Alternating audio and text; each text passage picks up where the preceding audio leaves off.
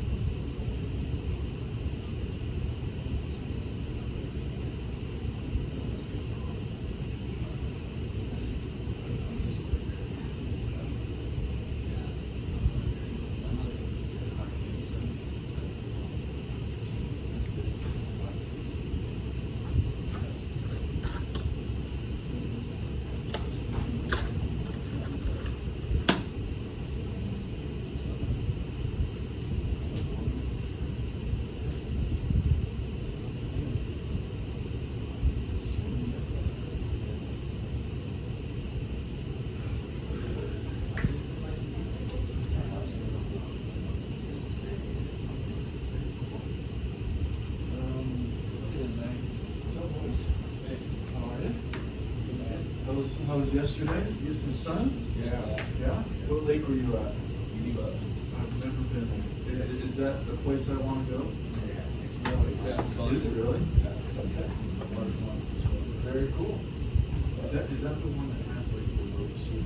Yeah, Like, yeah. Okay. There's a massive one.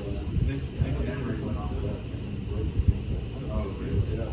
He's out for 2 months. Yeah, what's up?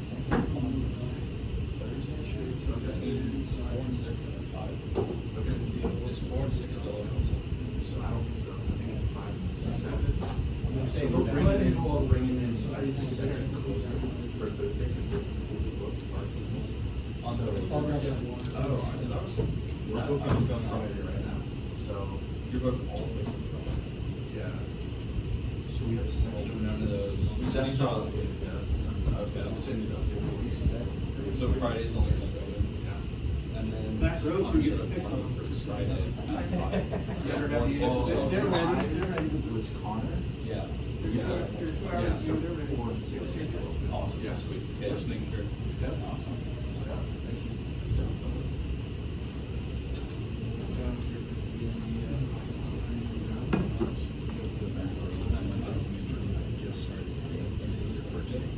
Good, just gonna scare him right out of the job. You tell me when we're ready now. I don't know who you have coming. Yeah, we're waiting for a few more.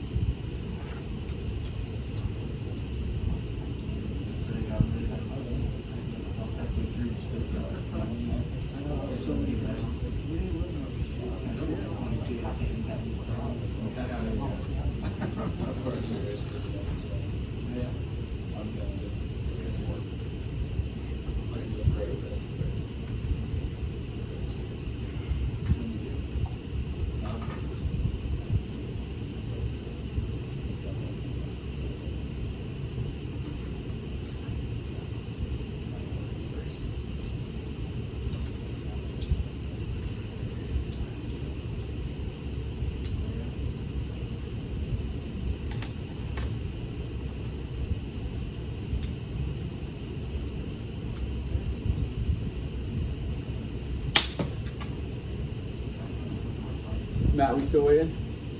Yeah. For how many? We have 6 more. Okay. They said they're fine. Last minute car pools with car troubles, and that's what it is.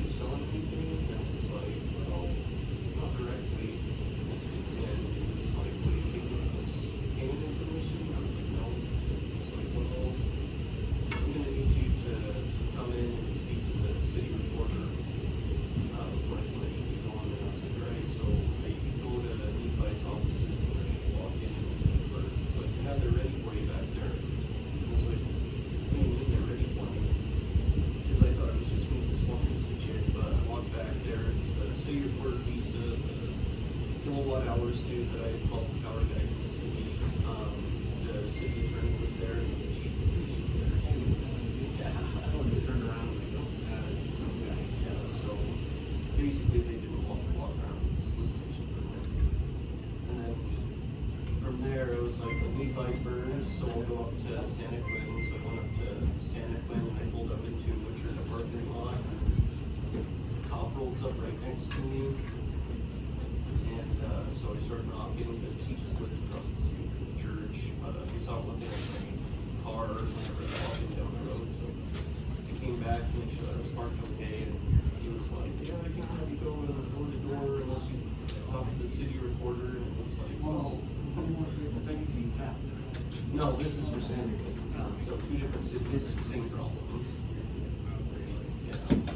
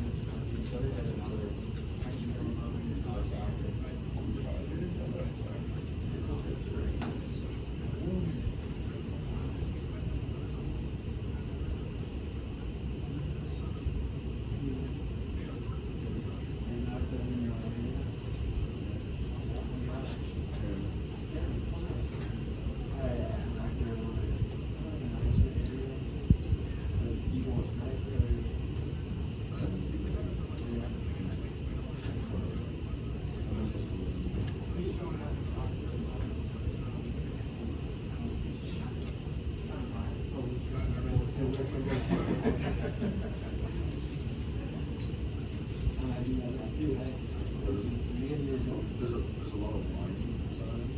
Just give them like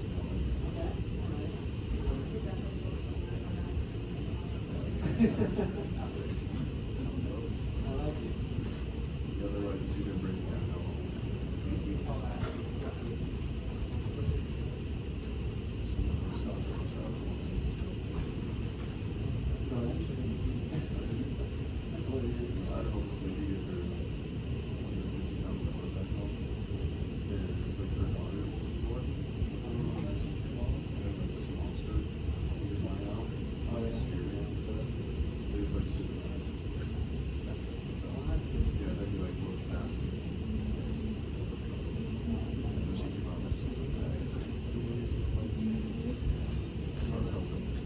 That was the drive, Jay.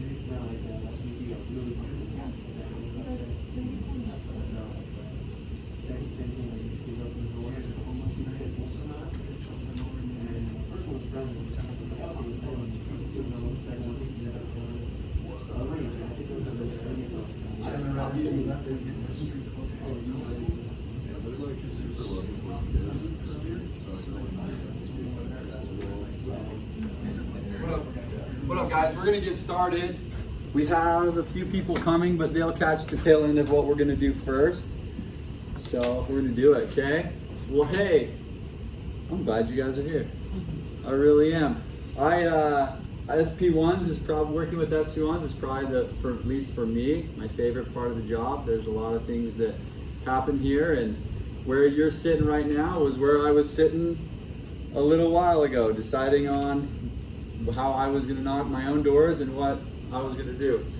The first question I have is, we're going to go around the room and just quickly tell me name, who you are, but what I'm most interested in is why you're here. First question, let's ask this. So how many of you, when you grow up, when you're fully grown up, how many of you want to knock doors for the rest of your life? Come on. Raise your hands. No one, not a single person, not a single one of you wants to knock doors for the rest of your whole lives. That's very interesting. Okay, so obviously if you don't want to knock doors for the rest of your whole lives, there's a specific reason that you're here, right? There's maybe a specific goal you have, a specific thing that you're trying to accomplish, which is generally true for people who are willing to take a door knocking job. Maybe part of it was, hey, I was doing this for $10 an hour and this paid 18 to 20 or whatever it was, and that's why I took the job. Or there are specific circumstances that you are trying to get out of or overcome, or certain goals that you have. When I will tell you, first before we go through that, I will tell you about me really quickly, as quickly as I can, so I don't bore you with a whole bunch of stories about me, which that will probably happen anyways. But when I started knocking doors, the reason I started knocking doors was I had tried to start a business. I was pretty sure when I was young that I was going to be the next Mark Cuban or one of those Shark Tank guys. I was convinced that was going to be me. And I started my first business, and I failed miserably. I lost about $30,000 of my grandpa's money in about 2 months, real quick. That was how my business career got started, with a big fat L. And I also at the time was dating my now wife, and she comes from a fairly wealthy family. And being $30,000 in debt was just not going to be an option to get married at that time. I was approached by a couple guys to go out and do Dish Network and DirecTV door to door for a summer, and I decided to go do that. And guys, I didn't just do it; I did it as hard as I humanly possibly could. From the second I woke up to the second I went to sleep, I did door to door sales as hard as I humanly possibly could, and that changed my life. I came home and paid off all my debts, bought my wife a ring, and that was the start of all the things that I would do past that. I then, to finish that story, and this will kind of bleed into why did I start Brio Energy. From there, paid off all my debts. The next summer I went out and I managed. The year after that, I decided to start my own company doing Dish Network and DirecTV, and those were awesome years. I had a lot of people, and a lot of people be successful, and those things were good. I was approached by a friend of mine to start a flood and fire restoration business, okay? At that time, flood and fire was the easiest business I had ever done in my entire life. I made a lot of money, and it was super awesome. Well, the biggest problem with flood and fire though, guys, is in flood and fire, the only people who get rich are the owners. That's just the reality of the situation. The only people who really actually make good money in flood and fire are the owners. And I was used to, from doing Dish Network and DirecTV, I was used to, is it right here? Here we go. Oh, it's already down all the way. I felt like I was sitting really high. In that business, me and the other owner made really good money, but I think our highest paid employee probably made about $65,000, $70,000 a year, right? But even when I was just doing Dish Network and DirecTV and I had my reps, I had reps making 6 figures a year. So being in a situation where I was making really good money, but no one around me really had any type of opportunity, I decided to leave that business. My wife and just about everybody else thought that was the craziest thing I'd ever done in my entire life, because I love to fish. If you get to know me, I love to fish. I think it's the coolest thing in the whole wide world. Guys, I probably could have just fished for the rest of my life and never showed up to work ever again. That's real. But it really wasn't very fulfilling. So I sold my half of my business to my business partner, and I didn't have a job. I didn't have a business. I didn't have anything that I was working on. And what was important to me was that I could find an opportunity for myself that would be good for me, that would be good for the customer, and would be really good for my employees, right? Because flood and fire was good for me, and it was good for my customer, but it really wasn't all that good for my employees, right? And after thinking through lots of different businesses and a lot of different things that I could have done, after going through that, I settled on solar. I believe that solar is the greatest vehicle to change a life than anything else out there. I believe that very strongly. If you guys can show me a new one, I will start a new business tomorrow. But I have not found that yet, and still believe that today more millionaires will be made in solar than in any other industry over the next 30 years. I really believe that. I don't think anybody could convince me any different. So that's why I started Rio Energy, right? So that's a little bit about my story. My circumstances growing up, my family was very poor. I lived in a trailer park till I was about 13, 14, somewhere in there. The first home my parents ever bought was in Sandy, Utah, in White City. When you walked in the front door, about 1,000 square feet was finished. The rest of it was studs. So you would walk into my house and there was like a cutoff area, and like everything was studs. I could see into my parents' bedroom, right? So if you walked into my house, you just saw studs with my parents' bed, and that was our house. The downstairs was just one big open space of nothing. That's where I stayed and lived. And I spent the next 4 or 5 years building a house with my mom and dad, which was terrible, right? I don't do any type of fix-it work anymore because I had enough in my teen years. I just avoid it like the plague. Okay, so the reason I bring up those circumstances, so those were the circumstances that I was brought up in. But not only were my circumstances a little hard when it came to money. My parents fought all day. There were a lot of things happening in my life, and I think there's some of you here may be able to relate to a lot of those circumstances. Some of you may not be able to.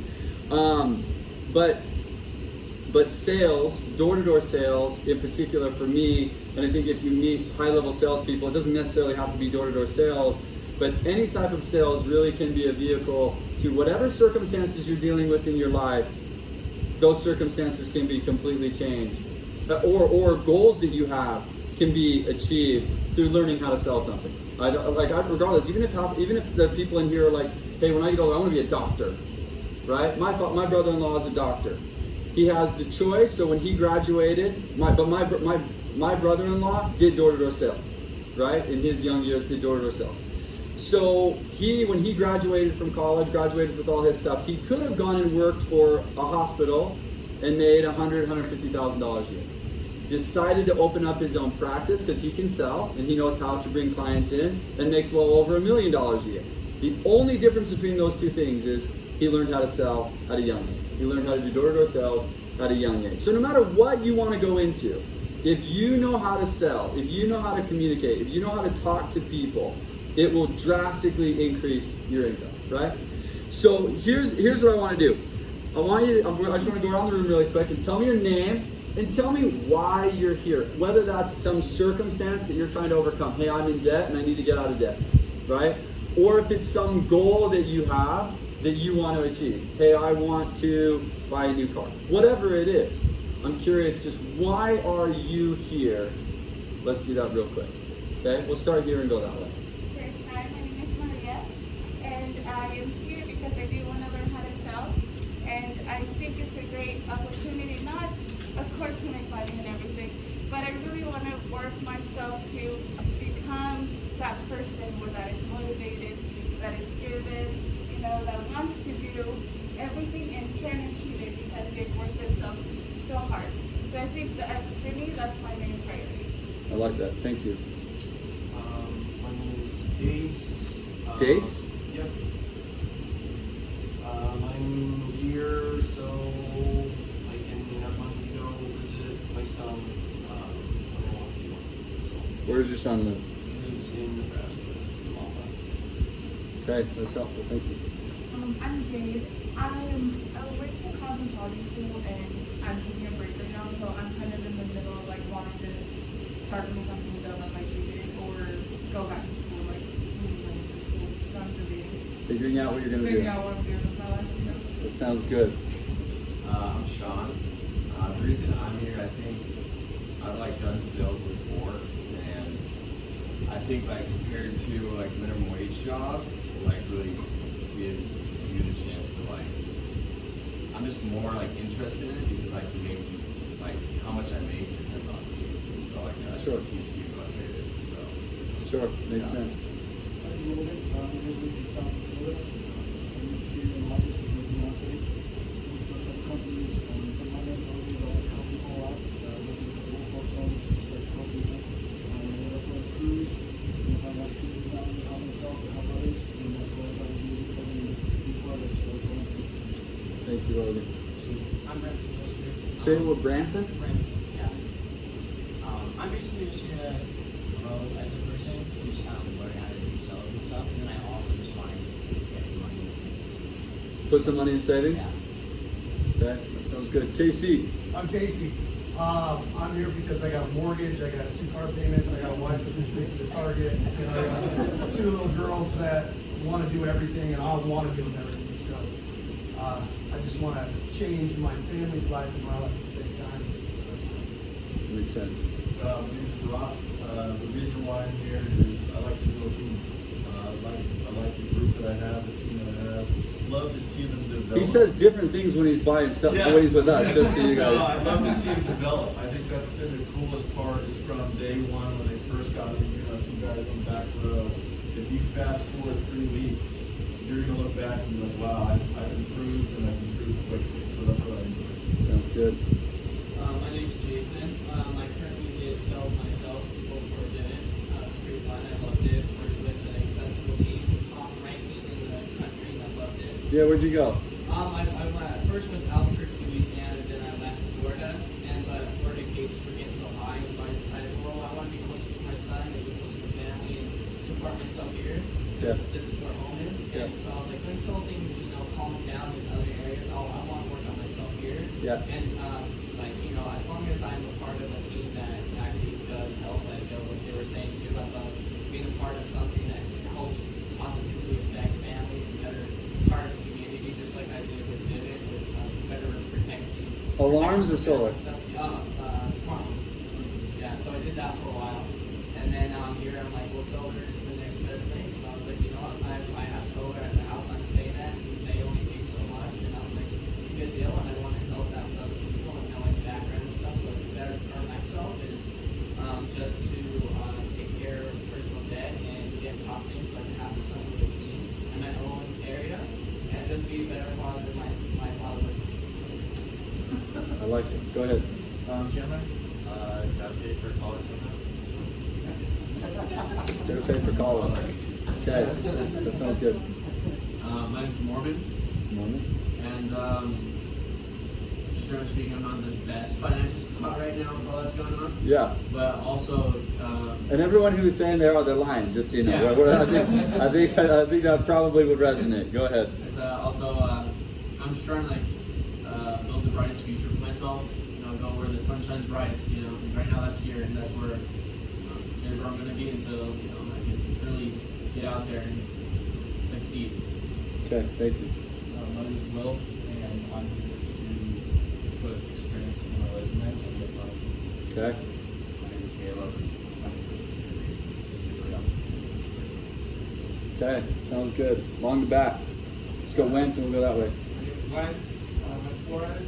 I too have the mortgage and kids, and I have two older kids, 19 and 21, and the younger 2.5 and 11-month-old. So big gap, college is to pay for, and then little diapers to take care of as well. But the biggest kid I have to take care of is myself. I have very expensive hobbies and toys that I like to generate and get. I always believe that the man with the most toys wins. So that's my. There's probably some truth to that, And to piggyback off of what Brock was saying, I do enjoy working with others and building teams and really just helping others succeed. I've had success in that, seeing people grow, and even if people grow past where I am, which has made my life fulfilling as well. Okay.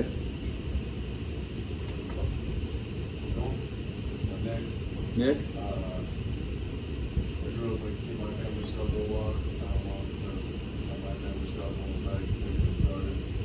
I'm proposing next month. It's pretty expensive. Yeah. That's stuff to look for. Congrats. Okay. I'm Linda?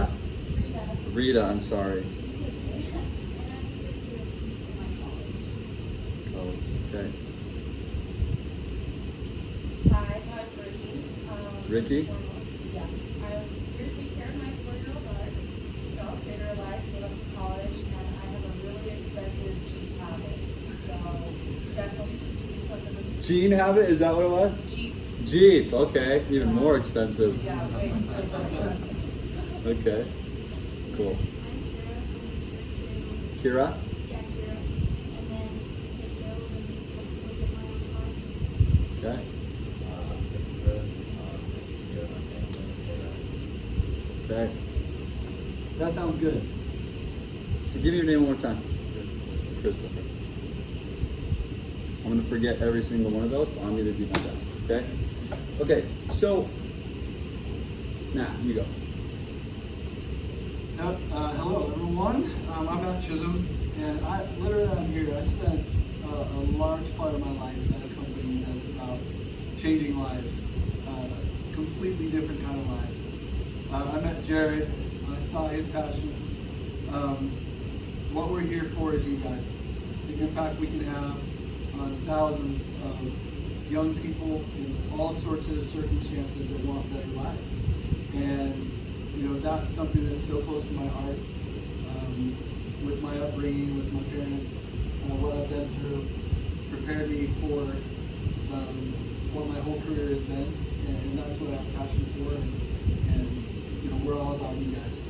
Everything we can do to change your life, and I love being here for that reason. Okay. What my job today is, guys, my job is to try to outline a path that will help you all achieve the things that you said when you guys talked, right? And the best thing that I can do for you is not sugarcoat it, right? Like, most places are going to tell you that it's easy, and they're going to tell you, and they're going to sugarcoat things for you. And the truth is, because even though we don't know each other well yet, I do care about you each individually already. That's why I started the company. One of the best things I can do for you right now is help you legitimately understand how hard this is actually going to be. Because if you understand that, then you might actually have a shot of achieving the goals that you have. If you don't, or I undersell that to you, then you're probably all going to fail. Okay? There are very distinct lines between people who do this and make really good money and make it, whether they make it a career or not doesn't really matter, but whether they do really well or whether they don't. And I want to talk about those things today. But let me ask you guys first, I want you guys to think first of the people you're surrounded by. How many of them would you say are extremely successful? What percentage would you guys say? Extremely successful, really successful, crushing it. Oh, I hate that number. What numbers do you have? Give me a percentage. Extremely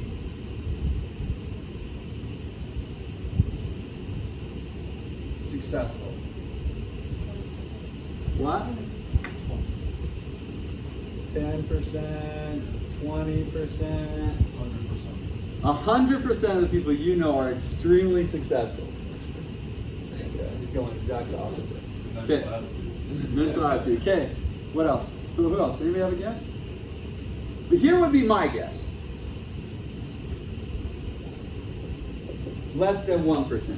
That would be my actual guess, right? Like if you said, hey Jared, name to me people, like actual names that you know of people who are extremely successful and they cannot work at Brio Energy or at Pure, right? We take that out of it, right? Guys, I know one that I can name myself, that I'm like, yes, that person is extremely successful, right? Anybody's number higher than one that they themselves know personally. Raise your hand if you know 2 people that are extremely successful. Good. 3? 4. Okay. 5? 2? Okay, 2. Everybody else, 1 or 0? Right? Guys, there's a lot of people out there. It's a crap ton of people out there. The truth is, I think every single one of you guys knows this intrinsically. Every single one of you knows that 99 out of 100 people are not successful, right? And at your guys' age and your guys' ability, that is the most daunting thing that can be real. I would just imagine, and it was for me, how daunting it is to believe that almost nobody that you know is actually successful, right? So, why do I say that? Why do I say that? Because it's really important just to face, right? It's really important to just understand that hardly anybody is successful. Because what our brains do with that is they make us feel like nobody is successful and that we also cannot be successful. Okay? All right. So I'm gonna put up. Maybe you guys have seen this. I might have made a video on this. I don't really remember. Did I make a video that you guys watched about the analogy of the prop plane? Anybody heard about a prop plane? Okay, let's talk about a prop plane. Does anybody know what amount of propeller or throttle that a small prop plane has to use to get off the ground? What throttle do they go to when they pull the throttle, right? They pull the throttle to put gas or whatever it is in the engine, and it goes and it takes off. How much of the throttle do they use in a small prop plane to get off the ground? What percent? 100% throttle. We should have let other people guess. They would have guessed like 60, 70. So this is what the guess would have been, right? We'll pretend that you guys guessed that. Okay, 60, 70%. The actual throttle used to get a prop plane off the ground is 100% throttle. And then that plane will take off. Once that plane is where it wants to be, what percentage of throttle does that plane have to use at that time? What would be your guess? What do we got? 40? Any other guesses? No? Sounds about right? 100. I wish it was 100. No, because then they just fly themselves right to the moon. It's between 40 and 60, right? Between 40 and 60, right? Let me ask you guys a question. How many people do you know giving between 60 and 90% throttle stuck on the ground in their lives? What percent, how many people do you know that are that scenario?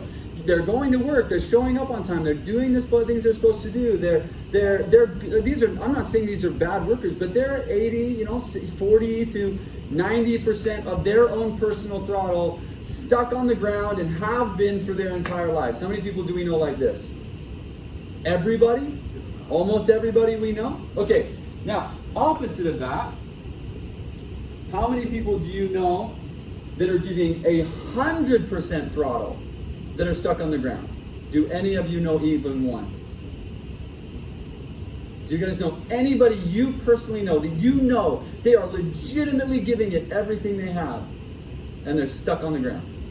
So what does that tell us?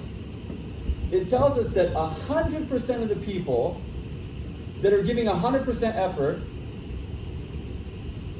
are winning. That's what we learn from that. We learn just from our own experience in the world, we learned that 100% of people who are giving 100% of their effort are getting off the ground. They are winning. They are being successful. We also learned that everybody giving 99% or less, 100% of those people are losing. Right? If you learn nothing more from me today, I hope that that's the biggest lesson that you'll take away. I did a study in college where I had to do a survey or something, I don't remember. I surveyed this.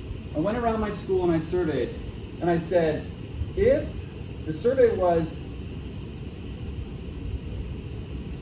if you, I can't remember exactly what it was. It was like give 100% effort and get better every day. Get better every day. Is it guaranteed that you will be a millionaire? Okay? If you give 100% effort and you get better every day, is it guaranteed that you will be a millionaire? A, yes. B, probably. C, maybe. D, no. Okay. Here's the truth. The answer doesn't matter. The answer doesn't actually matter. But in this, what I did, there's a chair. In this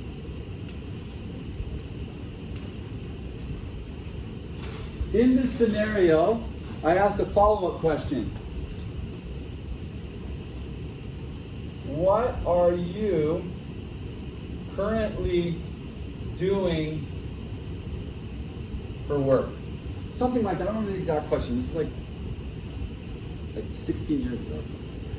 But it was like there was some correlation. So I asked them, like, what were they doing now for work? What were their dreams, ambitions? What were their goals? What did they want to achieve? Stuff like that, right? Guys, what I found was every single person who answered this question, yes, their effort and their output matched.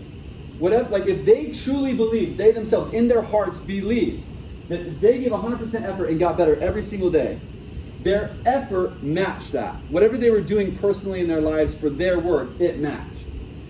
Even the gap between just yes and probably was astronomical in what their output was. Just even there being even the slightest amount of doubt as to whether they would be a millionaire almost wrecked their work ethic in just that one item, right? And so you have to ask yourself, how do you actually feel about this question? I don't want anybody to answer. You just have to think about this. Do you actually believe that if you give 100% effort and you get better every single day, do you actually believe that you will be a millionaire? Because if you don't, if the word is even probably in your head, it is going to be a very uphill battle. Okay? Even though my circumstances were such, guys, for some reason that I don't know, I always thought that answer was yes. Right? And so you have to ask yourself, do you think it's that? And why or why not? And how do you overcome that challenge? Okay. The main point of what I'm really trying to talk about is that just statistically, if we all look at this, 100% of people who are giving 100% of their effort are winning, and 100% of people who are not giving 100% of their effort are losing. I love door-to-door sales. I think it's the coolest thing in the whole wide world. I legitimately believe that, right? And the reason I believe it is because it's one of the only jobs that if you give 99% effort here, this is going to be the worst job you've ever had in your life. I can promise you that. You will be the next group of statistics that go out into the world and somebody asks you how you like door-to-door sales and you will say, oh, it's the worst job ever. And that will be because you did not give it 100% effort. That's that, like whenever I hear like somebody say, oh yeah, I knocked doors for like a day or whatever, or I knocked doors for a summer, hated it. I was like, that kid didn't try. That's just how I feel. The guy, that kid did not give effort. He didn't give it 100%. You can grab that term back if you want. That's just actually true. They did not really actually do it. Okay, I am going to walk you through the 6 things that I think it means to give 100% effort, okay? These are the 6 principles that I use that, like, if you don't currently have what you want, there's one of these 6 things that you are currently not doing, okay? We're gonna walk through that. Anybody have any questions to this point? Questions or thoughts, or go ahead. Are you a millionaire? Yes. Yeah. Okay. But just in the value of my company alone, that would be pretty easy to say though, right? Like,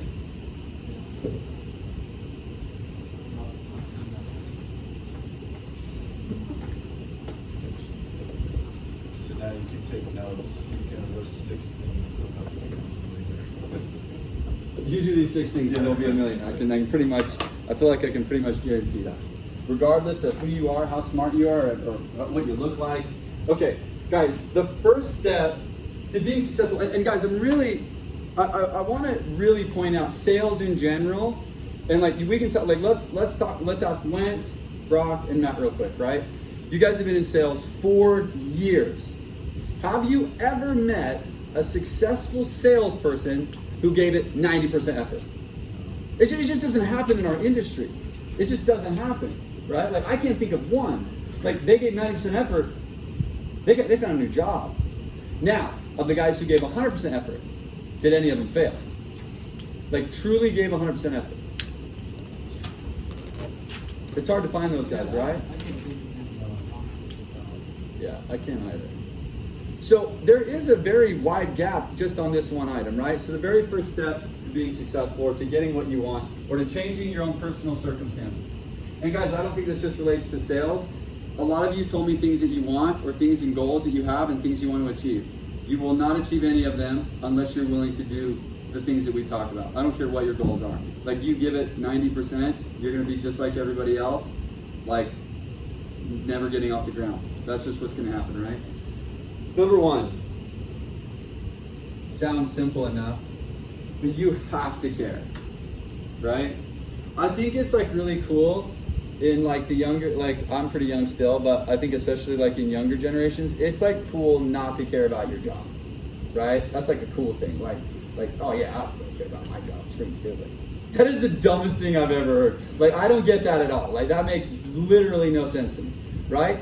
If you like everybody take a second. Think of something you're really good at, a hobby or just something you're really good at. Anybody want to venture and say, what's something that somebody is good at, something they care about?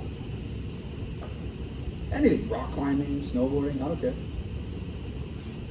Baseball. Okay, you like baseball. Really like it? Like one of the most important things to you in your life? Okay, how much time have you spent outside of practice watching baseball, watching hitting, watching YouTube on how to hit better, how to throw better, how to pass better, how to catch better, how to, all of those items? How many hours do you think you've spent doing that? Innumerable? A lot. Okay. I'm like, yeah, I don't know. Sometimes just for fun. Sure. Sometimes, Of course it's fun. It's a hobby, right? It's something that you enjoy. Yeah. It doesn't discount how many hours you spent doing it though. Sure. Right? Anybody else? Anybody else something that they're good at? Something they love? Go ahead. Mechanics? How much time have you spent, not even like you're working on a car, you gotta get something done, maybe you're helping somebody. Are we talking about car mechanics? Yeah. Okay. So how much time have you spent watching YouTube videos and or in any way, shape, or form trying to get better at mechanics? Usually hundreds of hours. Hundreds of hours, right? Anybody else? What was that? Electrical. How many hours have you spent studying, learning, working on electrical? Thousands, right? Okay, anybody else? Something they're good at. When I was younger, I was freaking amazing at Super Smash Bros. Okay? Like, really freaking good at it, okay? Do you know how many hours I put into that stupid game? Right? Guys, if you're not willing to treat your job or what you're doing for your career the way you're willing to treat these other items, you will not get off the ground. If there's like this work separation, like, oh, it's work, I put it at work, guys, when I first started doing door-to-door sales, I woke up thinking about door-to-door sales. I went to bed thinking about door-to-door sales until I was good at it. Now, after a few months, obviously, I mean, there wasn't a whole lot more to think about at that point, right? I was freaking awesome at my job. But that first little bit, it takes a lot of time and a lot of effort and a lot of thinking. To illustrate you through that real quick, this may happen to you. My first day, I went out and I was knocking Dish Network and DirecTV, right? I was probably like a lot of people in door-to-door sales. I was handed a binder, and they were like, "Good luck," and I was like, "Okay, let's go get it," you know? Walked out, I was probably terrified, probably like many of you will feel when you knock your first door. I was scared to death. And I knocked my very first door. This is really true. So I knocked my first door, and I'm like, I've got DirecTV on one sleeve, and we've got Dish Network on the other, right? So I knocked this door. This guy's like, "Oh, DirecTV, come on in," right? I mean, it doesn't get any easier than this, right? Like, it legitimately does not get any easier than this. The guy's like, "Yeah, come on in." And I'm like, I have no clue why this guy just let me in his house. But I walk in, he's like, "Yeah, here it is. It's not working."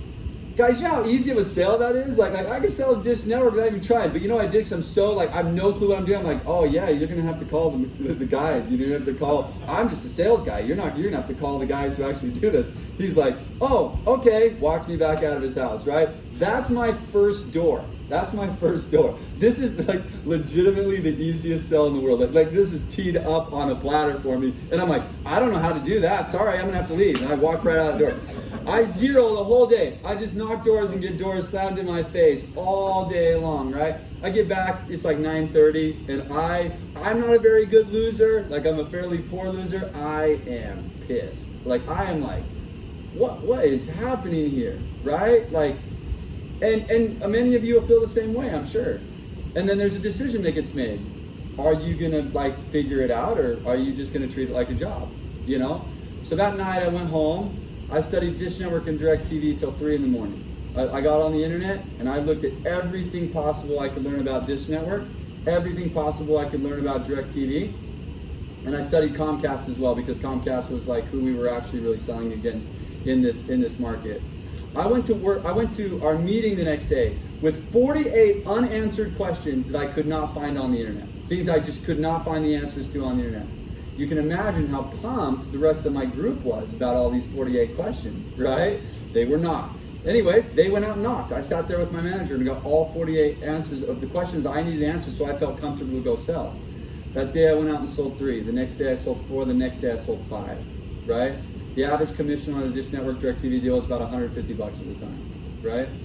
So, guys, if I would have never taken the time to just do whatever it took to get good at that job, guys, I would have been broke just like everybody else that whole summer. There were 15 of us. How many of us made money? 3. Me, my best friend, and a guy who we met there. 3 of us crushed it. One of the most important things that I learned that summer was growing up in a trailer park, you are taught that people who have money stole it, were given it, lucked into it, something outside of their control. What I learned that summer was all the guys who worked really hard and cared made money, and all the guys who didn't. It was that simple. It was that clear cut. It was the greatest lesson that I ever could have been taught. I'll always be grateful for that summer, because that's what I learned. I learned it had nothing to do with who you are, what you are, who your parents are, any of that. It only had to do with the amount of effort that we put in and then what we did, right? Okay, another quick story. My little sister owns a Minky, makes baby blankets, and not just baby blankets, but they make Minky blankets, right? She's very wealthy. When which was very lucky. But anyways, I took some time. I took some time over at her business, helping her with some of the things that she was working on. And they have a program that's similar to ours. We have lead setters. They have people who go on Facebook Live and sell blankets, right? And I got to see about 7 to 10 new reps come into what they were doing, right? My little sister Savannah, so my little sister Nicole is the owner. My little sister Savannah was 17 at the time, and she wanted to start selling blankets. And so I saw Savannah go through training, which she did a really, really good job of, and I saw 9 other girls go through training. Savannah, before her first day of training, knew all the colors that my sister sells. Before the first day of training, my sister knew all the fabrics. This is Savannah. Before her first day of training, she had memorized her script, right? The other 9 girls had done none of that. None of them had gone onto the website. None of them had looked at the colors. None of them looked at anything. None of them had spent any work outside of work. They showed up to training like, oh, well, we're here to be trained, right? If you are living your life that way, like, oh, well, if you showed up here, like, you should really ask yourself that. Like, if you showed up on the first day of training here and you were like, oh, well, I'm here to be trained, you are already behind. You are already losing. It's just very important for you guys to know that, right?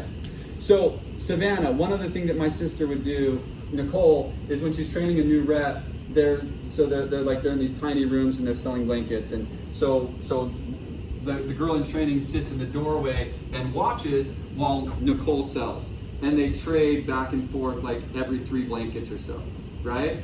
One thing that I saw from Savannah was intently watching when Nicole was doing it and getting better every time she tried.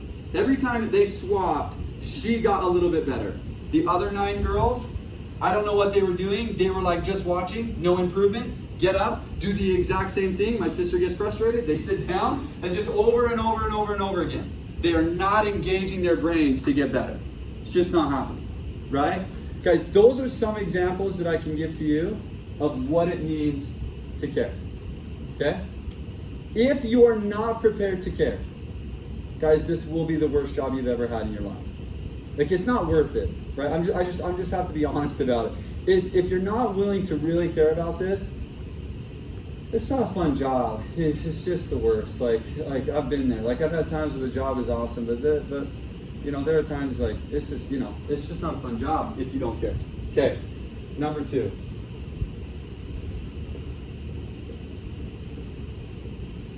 Sacrifice. Now, a lot of companies, when they talk about sacrifice, they talk about like time, effort, those kind of things. I'm not really talking about sacrificing those things.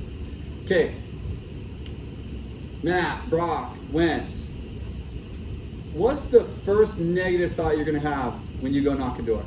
You're going out to knock a door. What are some of the, actually, this is open to everybody.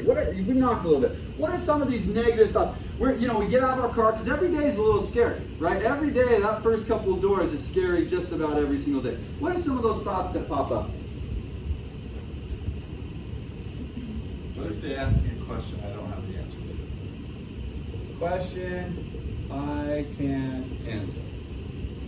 Okay, what else? Rejection. What do we say? I'm gonna get rejected, or what is the I'm just gonna get the doors. Oh, people are gonna slam doors in my face.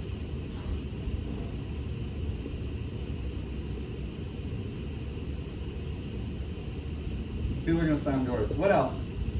They're gonna argue with me. Oh, I'm gonna have to argue. Let me put it that way. I'm gonna have to argue. Okay. What else? My area sucks? Oh, this area sucks. No? You ever thought that? I do. My area sucks. I'm not trained well enough.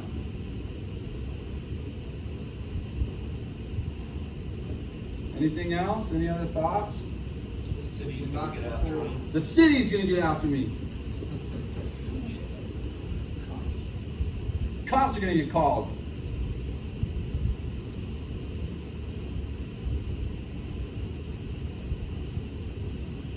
I got a cops call. It's a quick side story. I'm sorry, but I tell side stories. This one time I got the cops called on me, and I was in Colorado Springs, and I'm in the middle of nowhere, so I'm like 30 minutes from the cops showing up, right?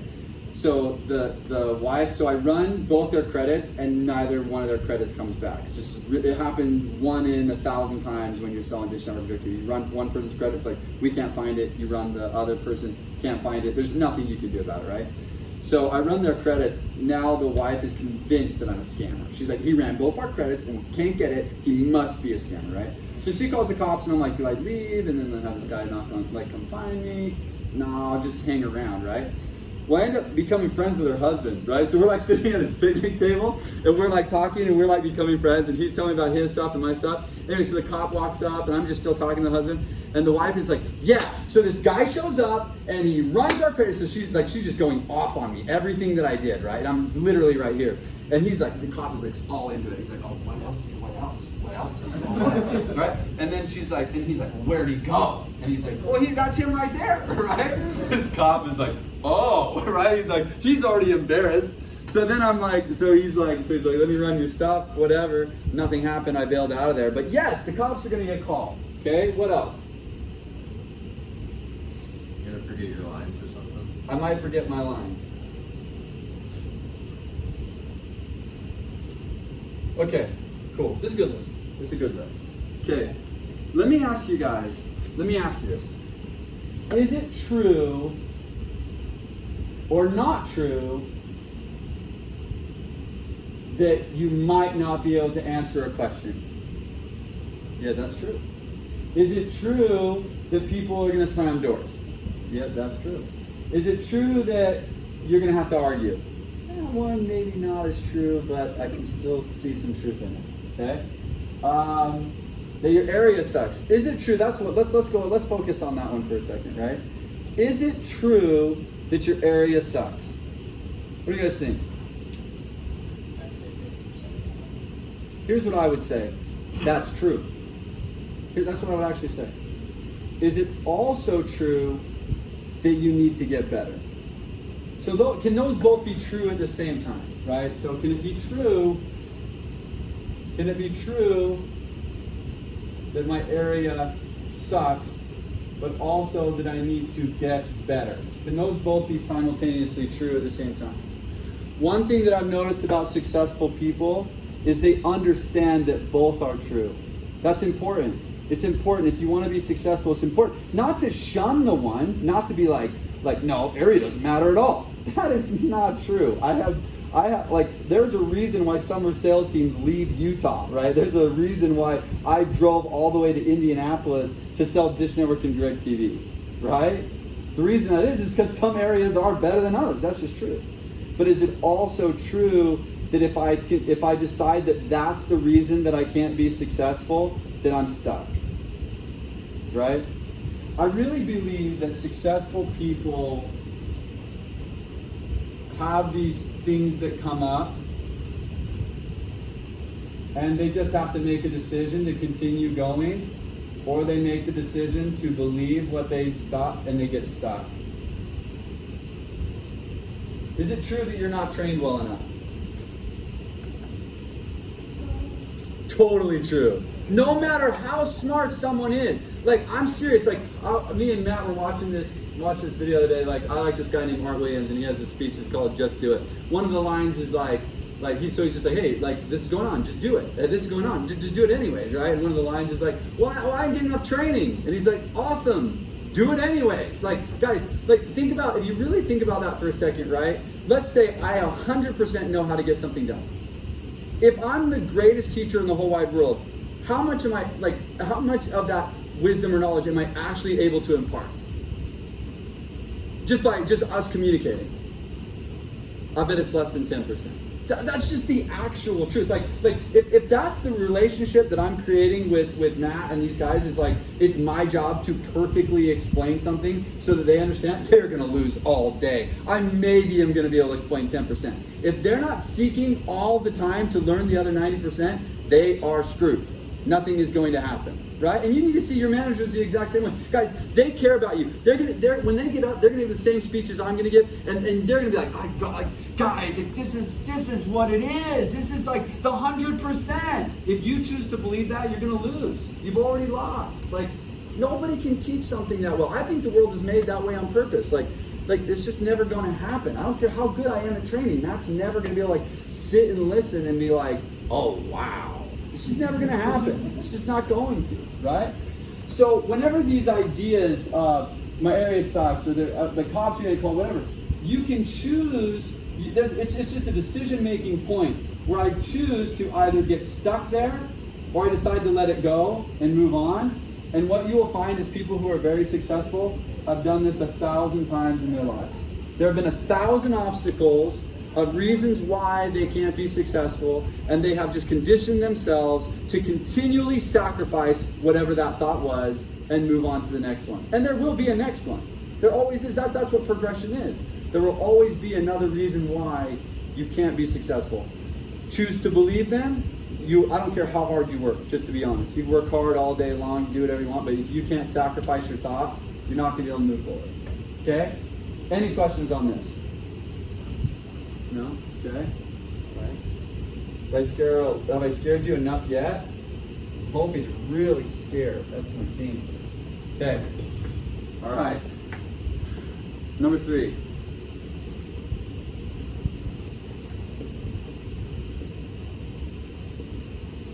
Do your best. Like your actual best. Is my best different than your guys' best at this particular job? It just is, right? There is no sense in competing with me. There is no sense in competing. And really what this principle is about for me, guys, is as you start to get better and better, it will be very easy to just be better than somebody else. I'm not actually talking about, competing with people. Like, I think that's what the world teaches us. Like, yeah, you shouldn't have to feel bad about yourself because someone's better than you. I don't think that's actually a real, worry. Your bigger worry should be, are you settling by being just one step better than somebody else? That's ridiculous, right? Hey, they're setting 2 leads a day. I set 3 leads a day. Totally good. Just so you know, if you're on my team, I'll let you go for that. I just really actually would. I don't want anything to do. If I was managing you guys, I'd manage every single one of you differently. And if I felt the skills and systems and where you were at was you were a 2 a day lead setter, I'd expect that out of you with improvement over time. But if I can see you have natural talent and ability and you can go set 5, 6 leads a day and you set 1, bang, or you set 2, or you set still more than everybody else in the office, but by just a little bit, bang, I'm moving on because I know you're going to be a loser for the rest of your life. And I mean that in the nicest way. I just think that's really true. You will be a loser for the rest of your life. If you are just better than somebody else and that's good enough for you, don't do sales. Go find somewhere else where you can. Neaters is right over there. Love that stuff. They can't wait to have average people working over there. They eat it up all day long, right? Okay, so guys, don't compare yourself to the person who's just worse than you. Go out and compete with yourself. Get better every single day. You go out, you do your personal best every single day. Guys, you can change if you do your personal best every single day, legitimately, for 60 days, your whole life will change. Let's put that into physical, obviously which I have none of, but let's say you want to change your physicality, right? If you went hard at that for 60 days, would it be completely different than it is today? Completely different. Guys, success works the exact same way. 60 days of doing your best every single day changes your life, okay? But it can't be just compared to the next guy or whatever that is. No, your legitimate best, okay? All right. Okay, let's talk about we've got 4 more. And these are the things, these are more mindsets. These are more skills. Okay, these are 3 skills that you gotta have to be successful at no matter what you do. Okay? All right. The first one is you gotta have fun. I know this talk is not all that fun, but I need to make sure you're prepared. That's really what this is about for me, is just making sure you're prepared. Okay? But you gotta have fun, right? What does it mean to have fun? What do you guys think? What does it mean to have fun? Have you guys all had somebody teach you about fun? Is fun talked about a little bit? Okay. Okay, what does it mean to have fun? What'd your people teach you? What did Matt and Brock and Wes, what did they teach Casey? What did they teach you about having fun? What does it mean? Okay, no answers. That's okay. All right, so fun. Guys, is it pretty easy? Okay, you're out working your job, you're having fun. Is it pretty easy to have fun 70% of the time? Is that pretty easy? Is it too high? Did I start off too high? 50%? 40%? Okay, 40%. Is it pretty easy to have fun 40% of the time? Okay. Is it pretty easy to have fun? You might bow, a few of you might bow as these numbers go out, right? But 60%, is it pretty easy to have fun 60% of the time? Guys, I ain't talking about having fun 60% of the time. I'm talking about having fun 100% of the time. And what this is about is learning how to control the way you feel, right? Guys, there is not a single thing, and there's a few things, but there's not hardly anything any of you guys could do to make me not have fun. I'm gonna have fun no matter what's going on. Like, I just am. Like, and door knocking is the greatest place to test this out and to do this muscle. That's really how I feel. If you can have fun 100% of your day knocking doors, you're gonna be, I mean, that one alone might get you really, you might be real successful off that one alone, right? Guys, having fun while knocking doors is not easy. Learning how to have fun while knocking doors is one of the greatest attributes you can ever have. This is a weird, like, so I served a mission for the LDS Church when I was 19. I knocked doors in Japan, okay? Guys, nothing any of you will do will be harder than knocking doors in Japan for 2 straight years with like 0 baptisms, right? And guys, I was just as pumped every single day. Like, cause I learned that, like, that muscle got used. Like, I'm like, wow, I'm not having any success at all day, right? You have to be able to do the same thing. There was a week where on TV they were showing like World War II things, right? Oh man, the whole world of Japan hated us for that week, like real bad. Like, knock the door, 2 white guys are there, right? They're like, I'm watching this show right now about how you guys bombed us. I'm super mad. I'm like, look, I'm just doing my thing, and I'm happy to do it, right? You have to, like, in those moments where you're not feeling happy, you're not feeling excited, you're not feeling energized, you need to learn how to do that. You have to be able to flip that around. It's not easy in the beginning, but guys, when you can start to get into like 90% of your day, you're having fun. 95% of your day, 96%, 97, 98, 99. It's once you can really get into those upper 90s, even to the 100, I think it's easy to have fun for 90% of the day. I think it's almost impossible for 100. And I think that's what separates the winners from the losers. There's nothing anybody should be able to do to you or happen to you that should get you off of that. Now, there's a few things that might happen, but for the most part, guys, someone slams a door in your face, big friggin' deal. Who cares? Someone argues with you, tells you solar sucks, who cares? God, even know what he's talking about, right? Make sense? Any questions on this? I know that's hard. Go ahead. How did you do that? How did you not, get I don't know. That's a really Is hard. that just something that is innate for you, or? I don't think it's innate. I think it's learned because I think all of the guys I know, guys and gals I know who make a lot of money in door-to-door sales, they all had to develop. I think it's developed. I think it's a decision, right? I can make a decision when somebody slams a door in my face. I can decide to be triggered, or I can decide to let it go. That's my own decision. Getting triggered if somebody makes us upset, guys, that's like a survival feeling, right? That's like a survival instinct, right? To be mad when somebody's mad at us.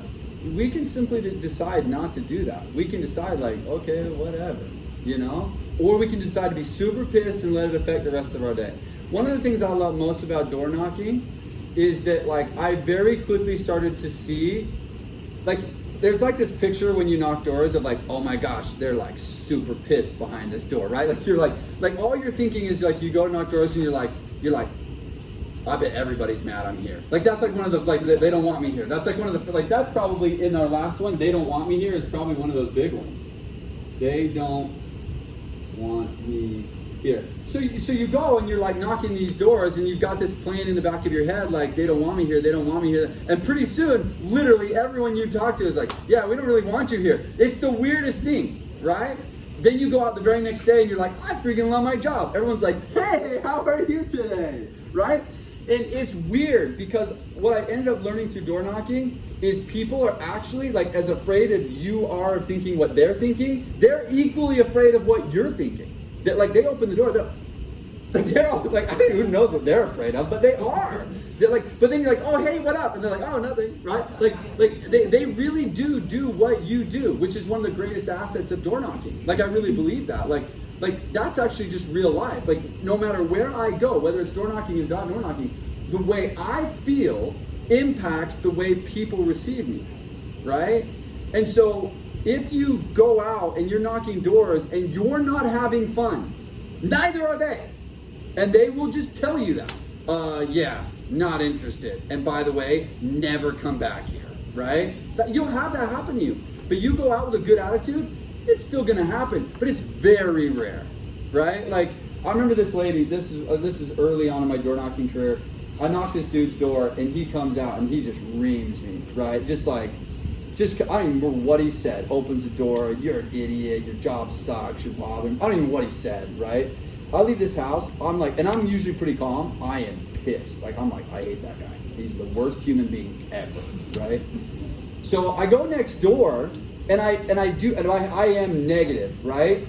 And so I knock this lady's door, and I start going through the beginning of it, and she's like, that guy next door is a real douche, isn't he? And I'm like, right? Like, he's the worst human being ever. But guys, no one's going to do that for you. That was just the luckiest door that ever happened. But what it taught me, like, I'm actually really grateful for that lady, because what she taught me was, like, I was wearing that on my face. Like, she didn't even have to take 2 seconds, but to know, like, hey, you just knocked my a-hole of a neighbor's door, right? And but the fact that I was carrying that to her made me actually feel a little bad, right? Like, I was like, well, she didn't necessarily have, but she was super nice, nicest lady ever, and changed my whole attitude. And the whole rest of the day was great. And I think on a day like that, that's a day where you go, I don't care what happens, I'm never gonna let a guy like that do that again to me. Like, I'm just not gonna let it happen. It's just, I'll go take a break in my car, I'll chill for a few minutes, whatever I have to do. But it's a muscle. I think it's a muscle that you have to gain. But guys, that won't just translate in your door knocking, that will translate in your whole life. Like if it's really hard to trigger you on a door, it will be much harder to trigger you when you're at home, right? And I don't care who you are, everybody's getting triggered at home. Like, that's just part of life, right? But I will tell you, my wife, like, we don't really have that. And I think a big part of it is there's really not much she can say. Even if she said the worst words in the world, like, wow, something must be going on with her. Like, another story real quick, I knocked this guy's door, he comes out and yells at me, right? 2 days later, I forget that I knocked his door, right? So like the second, I'm like, nah, you know. And then this guy, the same dude comes out, I'm like, oh, I'm freaking screwed, right? Like, the second I see his face, I'm like, I'm screwed. And he's like, oh, hey, what up, man? And I was like, hey, I'm just out here. And I sold it, right? And what it taught me was maybe sometimes people just have things going on, right? Like, maybe this guy just 2 days ago had something going on in his life, and now he's really, maybe he felt bad, or I don't know, but he was totally nice, right? Nice, like just as nice as anybody else I had talked to the whole day. So sometimes people just have stuff going on. But when we start allowing other people's stuff to impact the way we are, then we're losing. And that's what losers do. And I think losers justify that. I think they tell themselves a story in their head where that's okay. Like, oh yeah, well, anybody be triggered. So everybody triggered, so I can be triggered. Yeah, you can be broke like everybody else too. That's the actual result, right? You can be broke just like everybody else if you want to get triggered when homeboy comes out and yells at you, right? That's what you can do, you know? Or you're like, whoa, that guy's weird, and move on, right? Because that's all I'm going to do now. You're like, hey, why are you here? I'm like, well, that guy is weird. Okay, because most people are nice, right? So he's the weird one, not me. Oh, you must be really weird. Okay, well, hey, it was good talking to you. See you later. Bye. On my next door. Okay, that's what it means to have fun, right? That's what it means to have fun. Okay.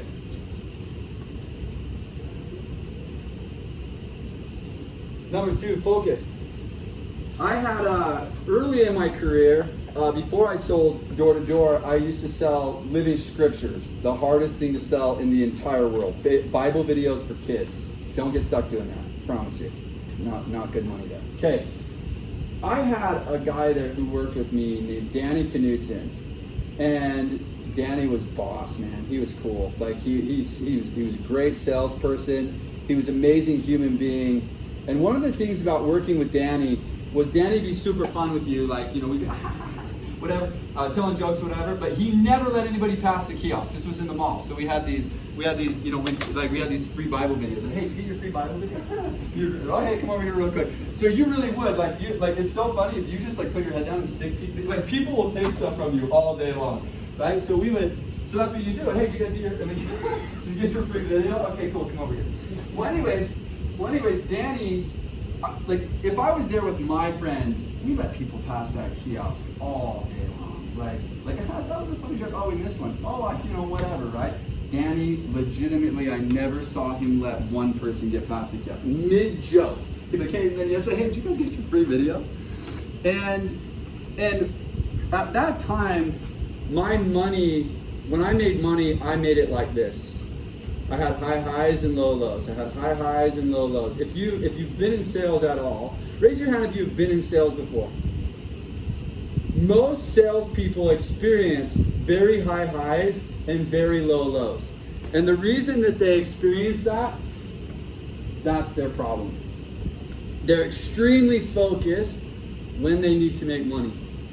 They're extremely unfocused when they don't have that, like, I have to make money today type feeling. Right? Working with Danny, so that was my money. My money was like always like this.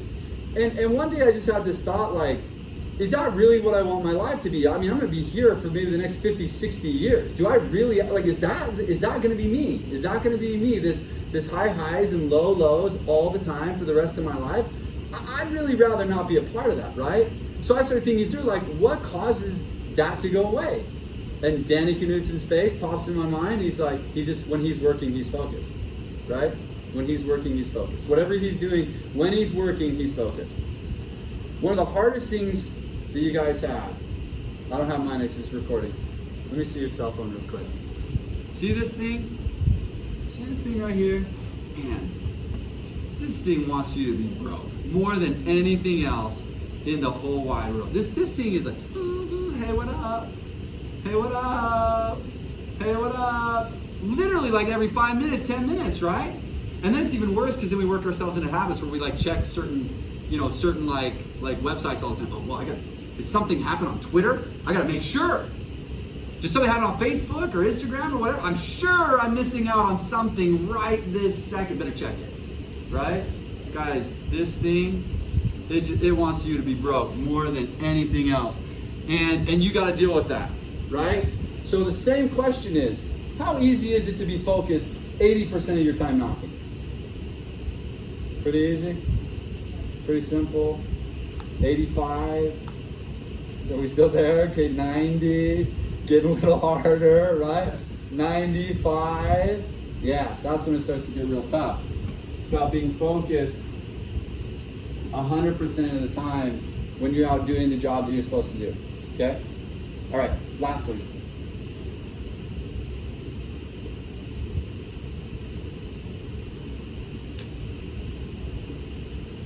Follow the system. Okay, if you're anything like me, systems suck. They're boring. I don't really like Sales Rabbit. I don't really like T-sheets. Guys, that's real for me. I hate that stuff. It's so boring. I hate everything about it. But I learned very quickly that if I didn't use those types of things and I couldn't actually look at my own stats and I couldn't actually look at some of the very fine details of what I'm doing, I was never going to be successful because I wasn't going to have the data to help me improve, right?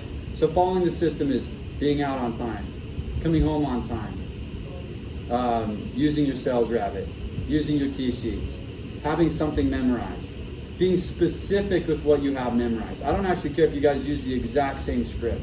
But one of the problems that you're going to find is if you start to stray away, if you want to know how to work yourself into a slump real quick, this is going to happen to every single one of you. It's going to happen, so you have to worry about this. You're going to be given like a baseline pitch, right? You're going to memorize this pitch, things are going to go well. You're going to go out and you're going to like have some success with it. and then you're gonna have a brilliant idea. I don't know what the brilliant idea is going to be, but you're gonna have some brilliant idea. But what usually comes with a brilliant idea is excitement. And do you know what excitement turns into? Sales. Excitement turns into sales. Regardless, you can come up with the most garbage thing in the whole wide world, but you're excited about it, your sales are gonna jump. Right? Your sales are gonna jump because you're excited. But what you changed in the pitch was actually not good. And once that excitement wears off, you'll be down here. And then you're gonna have another brilliant idea. And you're gonna be super excited. And your sales are gonna jump. And then your excitement's gonna fall off. And you're gonna be down here. And you're gonna do this process where you work yourself right into this job being the worst job you've ever had in your whole life. Right? Guys, these brilliant ideas that you're having, run them past your managers. They will know whether those are brilliant ideas or whether those are just chunks of garbage that you're adding to your pitch, because that's generally what they are. I've been there. Like, I know exactly. I've worked myself so far bad into a slump where you walk into your manager and you're like, yeah, here's what I've been saying. And he's like, I have no clue what that is. That is literally the worst thing I've ever heard. Who taught you this? Myself? Yeah, that's why. Don't do that anymore, right? Be careful with really brilliant ideas. Now, some of them will be, and you should be trying things.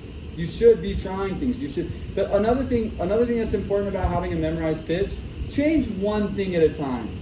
Don't change 5 things at a time. Change one thing at a time, so you can actually know whether that one thing is good or whether that one thing is bad. If it's good, keep it. If it's bad, throw that thing away. And because testing and trying makes the job fun, right? Thinking through how you can say something and how you can explain something better. That's fun, it's fun for me at least. So I like that. But what we have to be careful is that these brilliant ideas don't turn into a bunch of excitement. And do your best not to be excited. I know that sounds really weird, but if you come up with a new idea, try to actually test it without a whole bunch of excitement, because it's going to work. I promise. No matter what you say, you're excited out there. But that's another thing. That's another reason why a lot of salespeople have high highs and low lows. Is one day, salespeople, you sold before. How often are you going home tired at night? Raise your hand if you're going home tired at night. The reason you're going home tired at night is because you have not supplemented your sales skills. You're just using all of your energy and excitement. So one day you've got a crap ton of energy, excitement, you're gonna go set leads, or you're gonna sell whatever you're selling before. But what happens is the next day you're friggin' tired as all get out because the day before you expended all of your energy. Next day sucks. You're not gonna sell a thing. What that means is you're not selling on skill. You don't have the skills to sell. You just generally are. Now, if you're the type of person who has so much energy in your life that you could live a whole life like that, do it. I know a few guys like that. But 99% of us are not that person. I'm not that person. So I have to find a way to set leads or sell or close deals or whatever it is based on skill and proven practices. And if you will take the time to I almost would rather you guys sell without energy and excitement. Like, just calmly, hey, here's my name, here's what I'm doing, here's what's going on. Hey, I would rather you sell that way. You won't go home tired anymore. And you'll be able to produce every single day, right? That's another part of following the system. You were selling smart home. Was that how it was, what I just said? No, I was actually selling. Well, I was talking about both of you. Oh, you're selling Kirby. Same thing though, right? I'm super excited. I sell a couple deals. Next day, I'm tired as all get out. I don't even know if I can wake up today, right?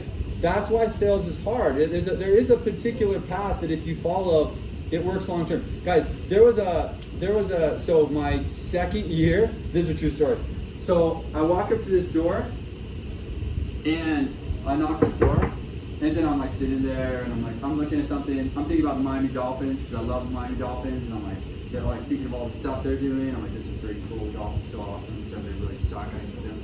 Anyways, so I'm looking at something. This lady answers the door. She's like, yeah, can I help you? Guys, I legit had no clue where I was. I was like, what am I doing here? Right? Why am I standing on this door? What? Who are you? And why are you asking me? And then I was like, oh yeah, I'm knocking doors right now. Right? Oh hey, and then I went through my spiel. But guys, there will come a point where you're that comfortable.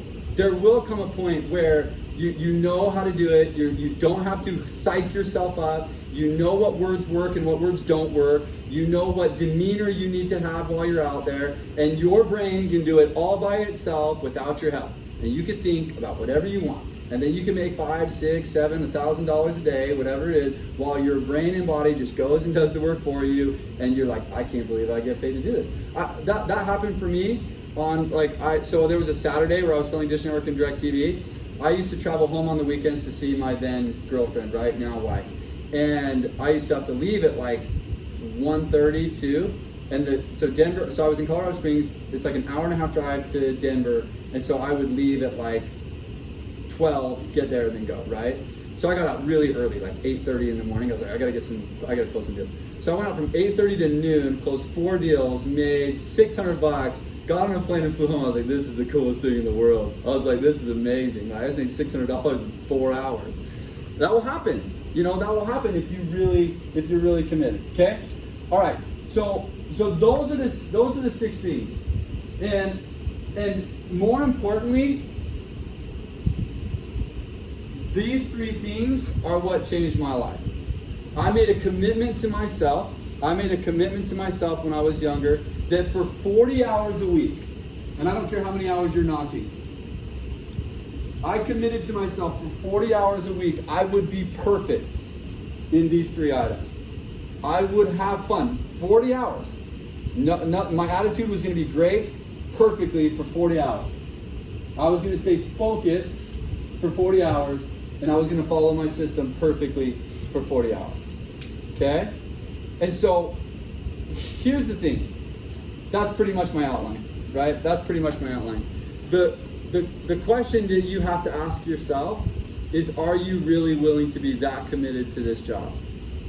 Because guys, for real, if you're not, you should just quit. I don't mean that in a mean way or a negative way or anything like that. It's just a waste of your time. It's a waste of your manager's time. It's actually just a waste of everybody's time. Now, if you are willing to be that committed, then you will not find a better place to place that commitment than here. I just don't think you will, right? I really don't think that. I think that if you really, this is the type of job that if you are really willing to do it at that level, you should have no other job than this job right now, right? But if you're not, neaters, they love average stuff. They love that stuff. They can't wait. They're like, how can I pay these people $10 an hour or $8 an hour to just not care about their lives at all, right? So we're going to take a break. I want to come back and hear some of your guys' pitches, but let's take a 10-minute break or so or something like that. But I really think you should think about that. And if you know you're just not that committed, I don't think you should show up after that part. Okay? So if I see you back after this, I'm assuming that you are committed. If not, really, no hard feelings at all. Okay? Okay. All right. We'll see you guys back in 10 minutes.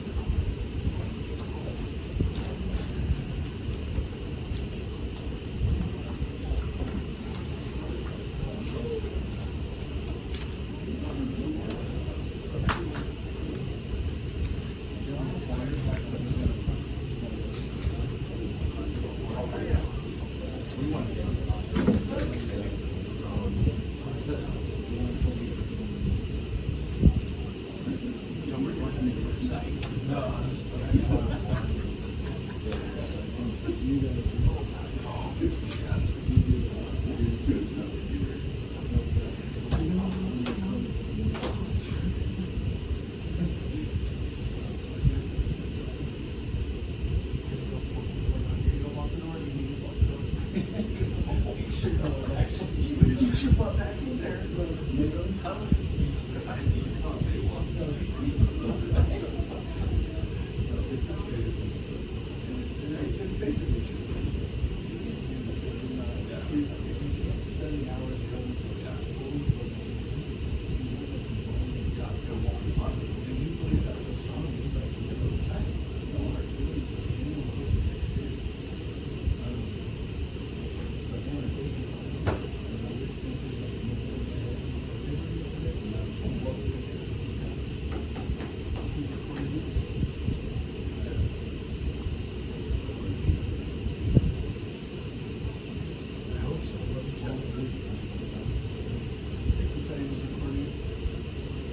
one right there by the window.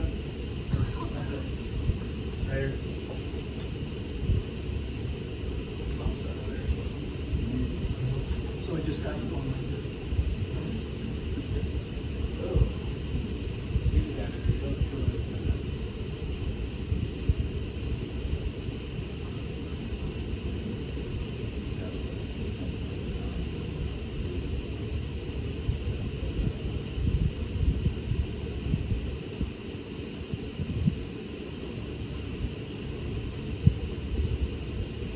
I love when my wife just says, "You can go request a 64."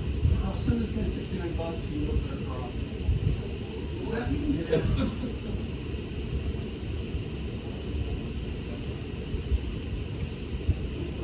Garage this morning. Oh, you just knocked on her nose, so you want that.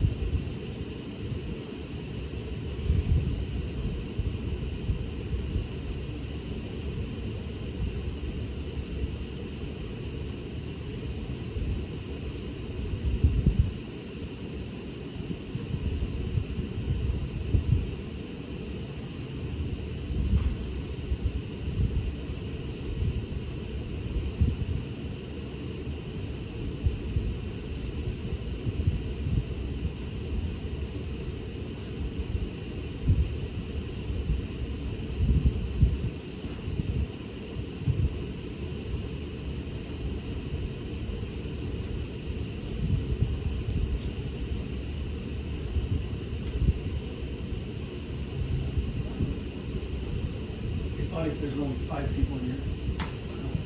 Everyone else would be some cars. Everybody's gone. Can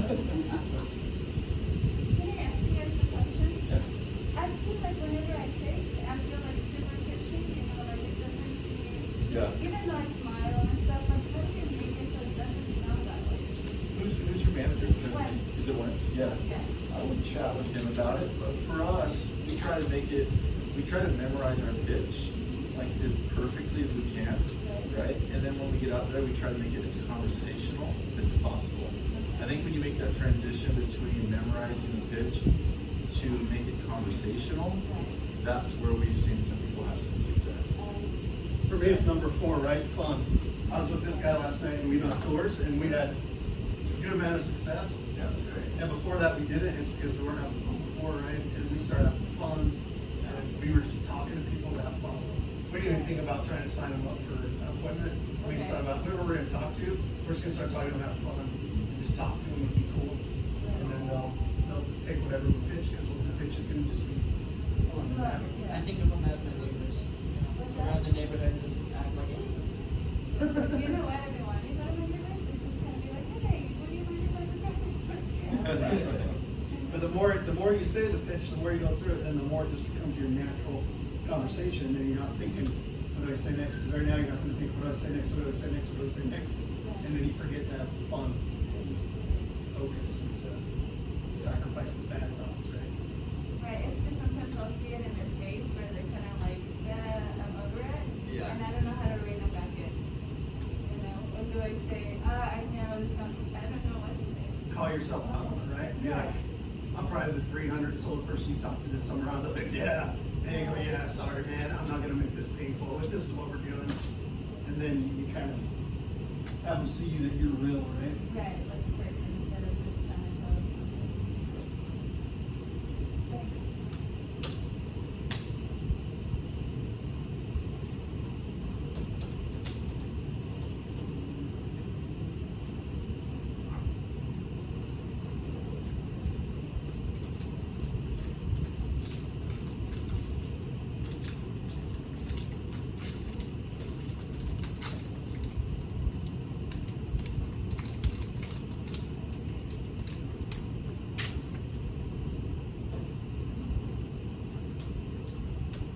All this talk makes me antsy. I just want to get up and go do something.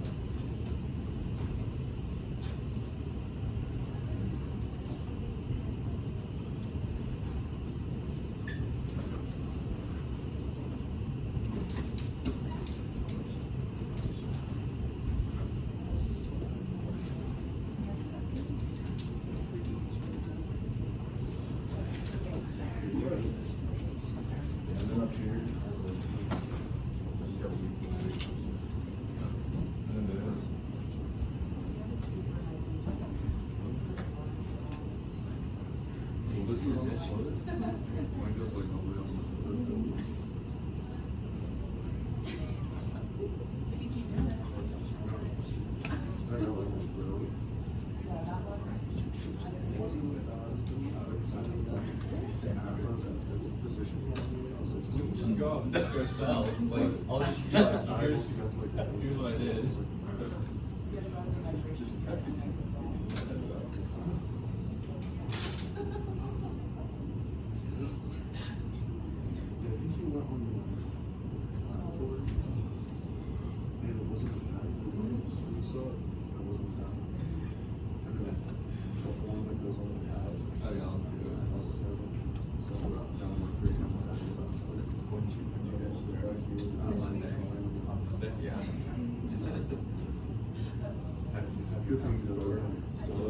No. Yeah, we're just shadows.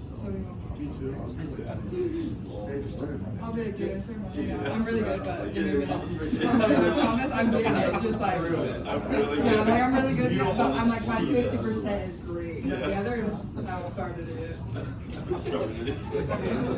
Still working on the other 50%. Yeah, exactly. Pretty good. I could do like both sides and What's the training for you? I want to make sure you heard it. I'm training all that stuff. I don't know, people like gym, 13 hours. We didn't lose anybody, did we? Did we? We lost Lance. Did we lose? Oh, Lance is gone, dude. He is never. He's meeting. He's meeting with somebody. Okay, all right. So appreciate you guys going through that with me this morning. Hopefully that gives you a good understanding of just what it takes to be successful here, but what it takes to be successful in life just in general, right? It's just a decision, right? If you'd like to be successful, then I think that the things that we went through, the last 6 things, I think you're gonna find people who do those 6 things are winning. People who don't are losing, right? But I wanna help you guys with your pitches a little bit. I wanna hear what you guys are doing out there. Try not to screw you up too bad, but just hear a little bit about what we're doing. Anybody wanna come try? I'm not going to be crazily hard. Honestly, it's more just for the group. No? Okay, I will pick. I will pick on you. What? I'm worker shy. Oh, you're worker shy? It's probably scarier here than it is on the actual doors. Oh yeah. The people on the doors are pretty nice. Okay, somebody's got to do it. Well, I'll just start going around the room, make everybody do it. Or, let's go. Good, I like it. Nick, let's go. I'm just gonna be a normal customer. I'm not gonna be mad or mean. I'm just totally normal.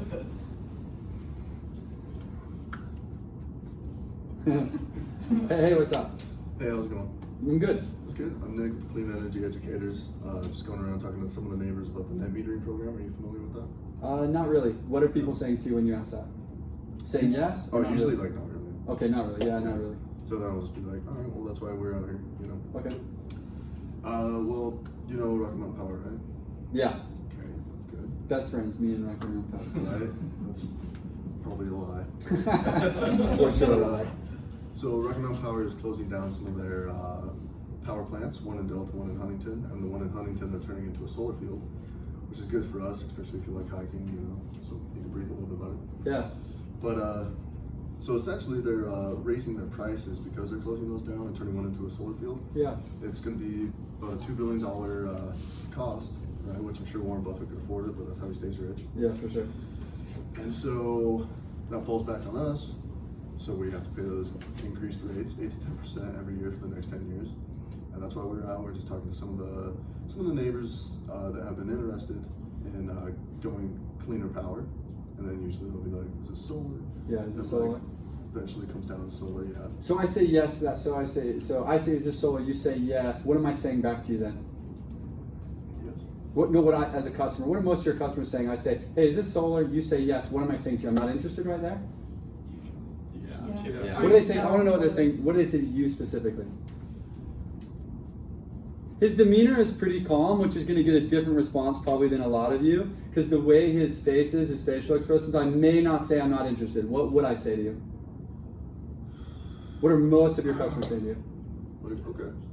Yeah, I think that, okay, that makes sense. So- Okay. so then I'm Yeah, like, okay. Cool. All right. Okay. I don't remember where I was. Sorry, I forgot No, too. you're good. So I said, you said Delta, what I said, hey, is this solar?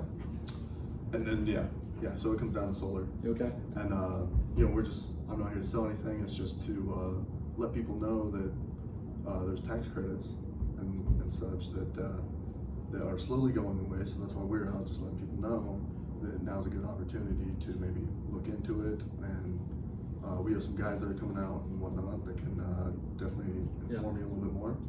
Would today or tomorrow work? Yeah. So you say that. What do I say? I like that. You should do that on the door for real. Okay, go ahead. What am I gonna say? I've done that, and they're like, all right. So what am I saying though? Am I saying, yeah, sure. What percentage? Give me some percentages here. I say, you say that. I say, what percentage of the time I'm like, yeah, sure, have them come out. What percentage am I like, yeah, we're busy, we don't want to do. 70-80% say that. Say no. No, yeah. Okay. Or then they'll like tell me like, oh, you know, COVID and, you know, there's Sure, just sure, there's more- always We an looked excuse. into it before. Our buddy does solar, so if we go solar, Yeah. we go with him. Yeah, that's a big one. Okay, all right. You can sit down. Super helpful actually. Okay, guys, like. Okay, so here's what I would say, Nick. Yeah. Yeah. Nick, what do you guys think he does? Well, what from your guys' opinion, what went well, what went not so well? Sometimes it's different. Sometimes it's probably, I would imagine it's probably a little bit. He's really calm. Yeah. He's a good guy. Yeah. Not Di- pushy. So demeanor is a really big deal in door-to-door sales. Like I sometimes feel it's like 70-80% of the battle, right? Nick, your demeanor is great. You fix a few items, you're gonna sell a lead an hour. Like you're like, I think this is the reason I want to point this one out, especially guys, is this really is the type of pitch we make a few minor changes to. The way you did it right there, honestly, it's probably a lead every 4. That would be my guess, right? A lead every 4 hours or something like that. You'll set one lead every 4 hours you knock. That would be my guess. But it's so close to being a lead every 1 or a lead every 2. Okay, so a couple questions I would ask on this to Nick. One of the most important parts of door knocking is the feeling that everyone is doing it. Right? Okay, so if you guys were to rate him on the feeling of everybody is doing it on a scale of 1 to 10, what is that number? 4. Yeah, I think it's real low. I think it's like in the 1s and 2s, right? And I don't say that to be mean. I just think that that's the biggest issue with your pitch. If you can change your words just a little bit, maybe even just your belief that everybody's doing it. One of the things that's really hard when you first start knocking doors is you're really nervous to use words like that, right? Like, hey, so this is why everybody's looking into this program. And because you know that not everybody is looking into the program, but they are if it's me, right? So like the way we feel, the way we believe about how many people are looking into solar impact how many people are actually going to look into solar. So if your confidence was just a little bit higher that, hey, like almost they're an idiot if they don't look into it this time, right? That would flip you from one, because your demeanor is good, your words are good, you're good at talking, like you're comfortable to be around, like you have a lot of those things going for you. You just don't have as much confidence yet in that literally the whole wide world is looking into solar right now. But if you had that, I think you would start to see the whole wide world would start looking into solar, because just that's what you exude, right? Like whatever you expect to have happen, that's what's going to happen. I thought that was really good. So let's. Okay, so I think you can work with your manager probably on that. Anybody else ready to rock and roll? Let's do it, Sean. You want to do it, don't you? Just do it. Just do it. Just do it. Just do it, Sean. We got it. This is your I'm not that scary. I'm really not. All right. Hey, what up? Hey, how's it going, man? Sean here with Clean Energy Educators. They just have us out here, You're all right. I'm not worried about every word. I'm not gonna do that. They just have us out here talking to people about Rocky Mountain Power's rate increase. Have you heard of that? I haven't. Okay, so what's happening? So this one. So time out. One thing you have to. So some people can pull off this line that you just said. Some people can't. You have to assess whether you can pull that off or not, right? What? Okay, so when we point out a negative to a customer really early on, it increases the chance that they will tell us that they're not interested. Okay? So are you having a lot of people right then and there kind of just, yeah, we're not interested?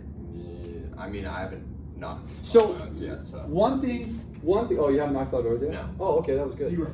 Zero. No, his bounce off is today. Yeah. He's ready Okay, to- so one thing that we want to shy away from, even though it's very difficult when you're selling something, right, is to stay away from bias. And bias comes out when we say something like, hey, we're out here talking about the rate increase. It's a negative. Therefore, customers are pretty smart. They're like, this guy's selling something, right? I got you. And so we want to say something more along the, hey, we're out here talking about net metering program, if that's the way you decide to go. Then I want to tie that to a rate increase. So hey, like the explanation that your explanation of, hey, they're shutting down, like this is a pretty good story, right? So ultimately, if you want to set a ton of leads, you've got to start with a really good story.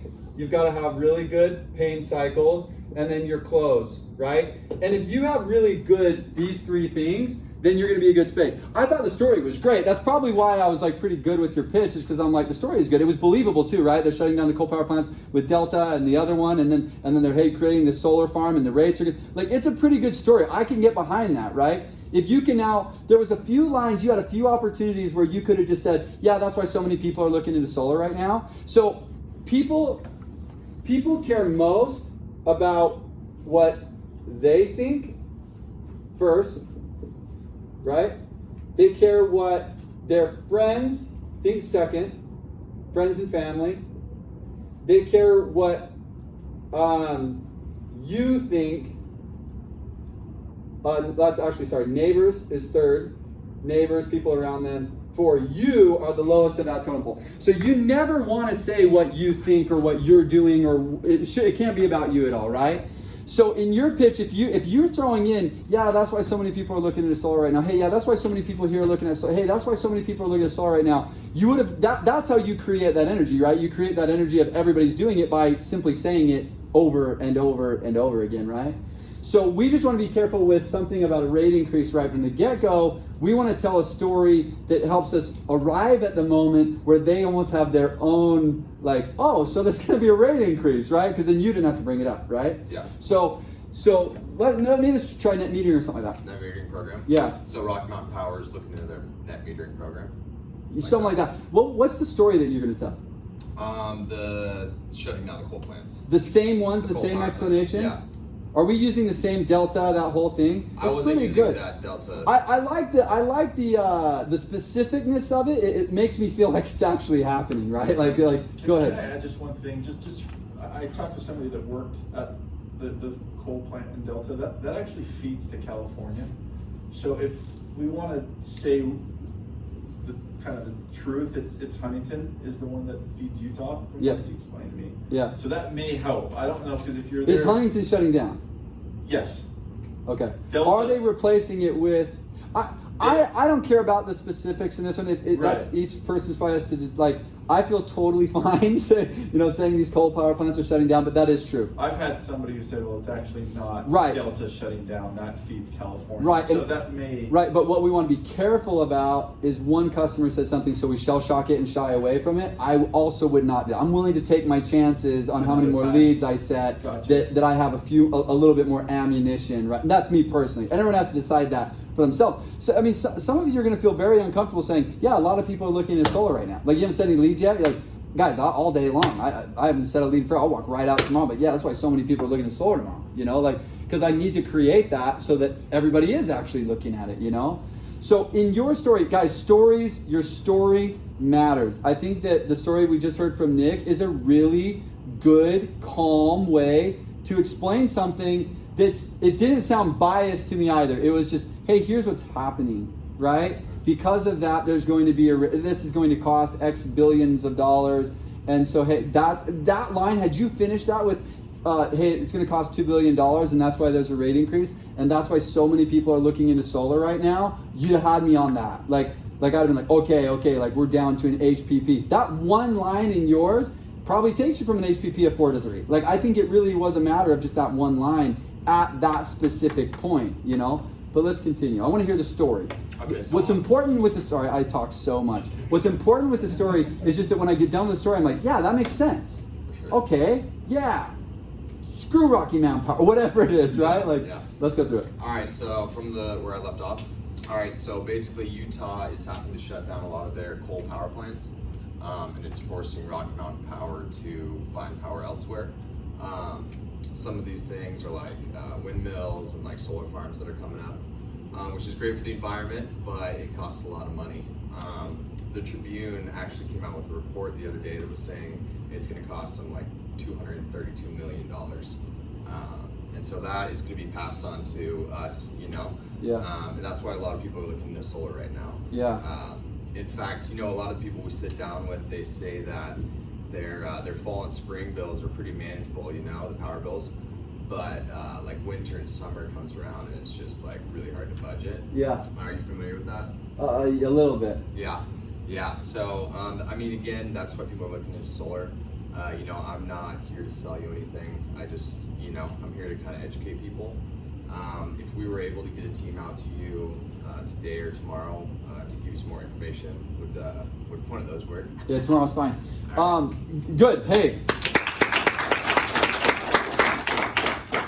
You just need to feel comfortable, right? Like the words are good. You'll get comfortable with time. Like you just got to do 100 times, like until you feel bored doing it, right? Like honestly, guys, you can get really bored of it just by doing it in your head 100,000 times, like till it's boring for you. Because it's not till it's boring for you that you're gonna set leads. I don't know why it works that way, but if you're still kind of having to think about your words and you're still kind of thinking a little bit, there's just something about people where they're like, I'm not interested. It's just so easy to do that, right? But if you're just having a good day, doing your thing, and then it'll go better. Good. That was good. Okay. Anybody else? Go ahead. Let's do it. Okay. We're clapping before. I'm all about it. Okay. Let's do it. Clap as they come up. Have you not before? Yes. Okay. How's it going? Hey, how you doing today, man? I'm doing good. Doing pretty good. All right. I'll just real quick. Don't want to take up too much of your time. I'm Jordan. I'm out here with Clean Energy Educators. We're just talking to local homeowners about what's going on with Utah's net metering program. Are you familiar with it at all? Not really. When you ask that, what are people saying to you? Not like no or not really. Okay. And I'm not interested, or just not really? Just not really. Okay, good. Let's continue. Hey, no worries. That's why we're out here. So just real quick, what's going on is back in November, you should have received an email from Rocky Mountain Power talking about some of their changes and rate increases. Do you remember that at all? No. And no worries. Are they saying no to that? Yeah, hardly is anyone. Okay. So just real quick. Do you have that sheet? Do we have like, is that real? Was there a rate increase thing sent out? I have it. Yeah. Oh, let me see it. That garbage is easy to set leads with. I get this right in someone's hand. Like, you get these laminated, right? You actually go get them like hard pressed laminated, and hey, yeah, so there's, you know, whatever you just said, rate increase, and here's just what we're talking about. Right here, we're best friends. Right here, I am like, see, and they're just talking about rates increase, it's gonna be $232 million. Like, something like that's gonna help your cause a ton. Okay, go ahead. So basically, just real quick, what that even was saying is that, so due to EPA regulations and restrictions, Rocky Mountain Power is shutting down 2 of their coal plants, and they're going to be turning one of them into a solar farm. So it's kind of cool that they're doing this, but it's going to be super expensive. And then email is just saying they're going to offset that cost by increasing everyone's rate 8 to 10% every year for the next 10 years. Okay. So we're out Is that what it says? Yeah. Okay. So we're out here letting everyone know about this because, you know, Rocky Mountain Power is the... Okay, so stop on that line because this is going to be helpful for everybody. So you said we're out here letting everyone know. How can I change that line to have nothing to do with me? Okay, so I can. That's one part of it. They have us. That's partially probably what I'm looking for. But what's going to be way more powerful than that is that's why so many people are looking into solar right now, right? It's the same line. It may sound like it's not, but hey, so it's going to increase from 8 to 10%. So that's one of the biggest reasons. So that's why they have us out here, because a lot of people here in this area are looking into solar right now to see if they can avoid the increased costs themselves. Does that make sense? Yeah. Okay. Something like that.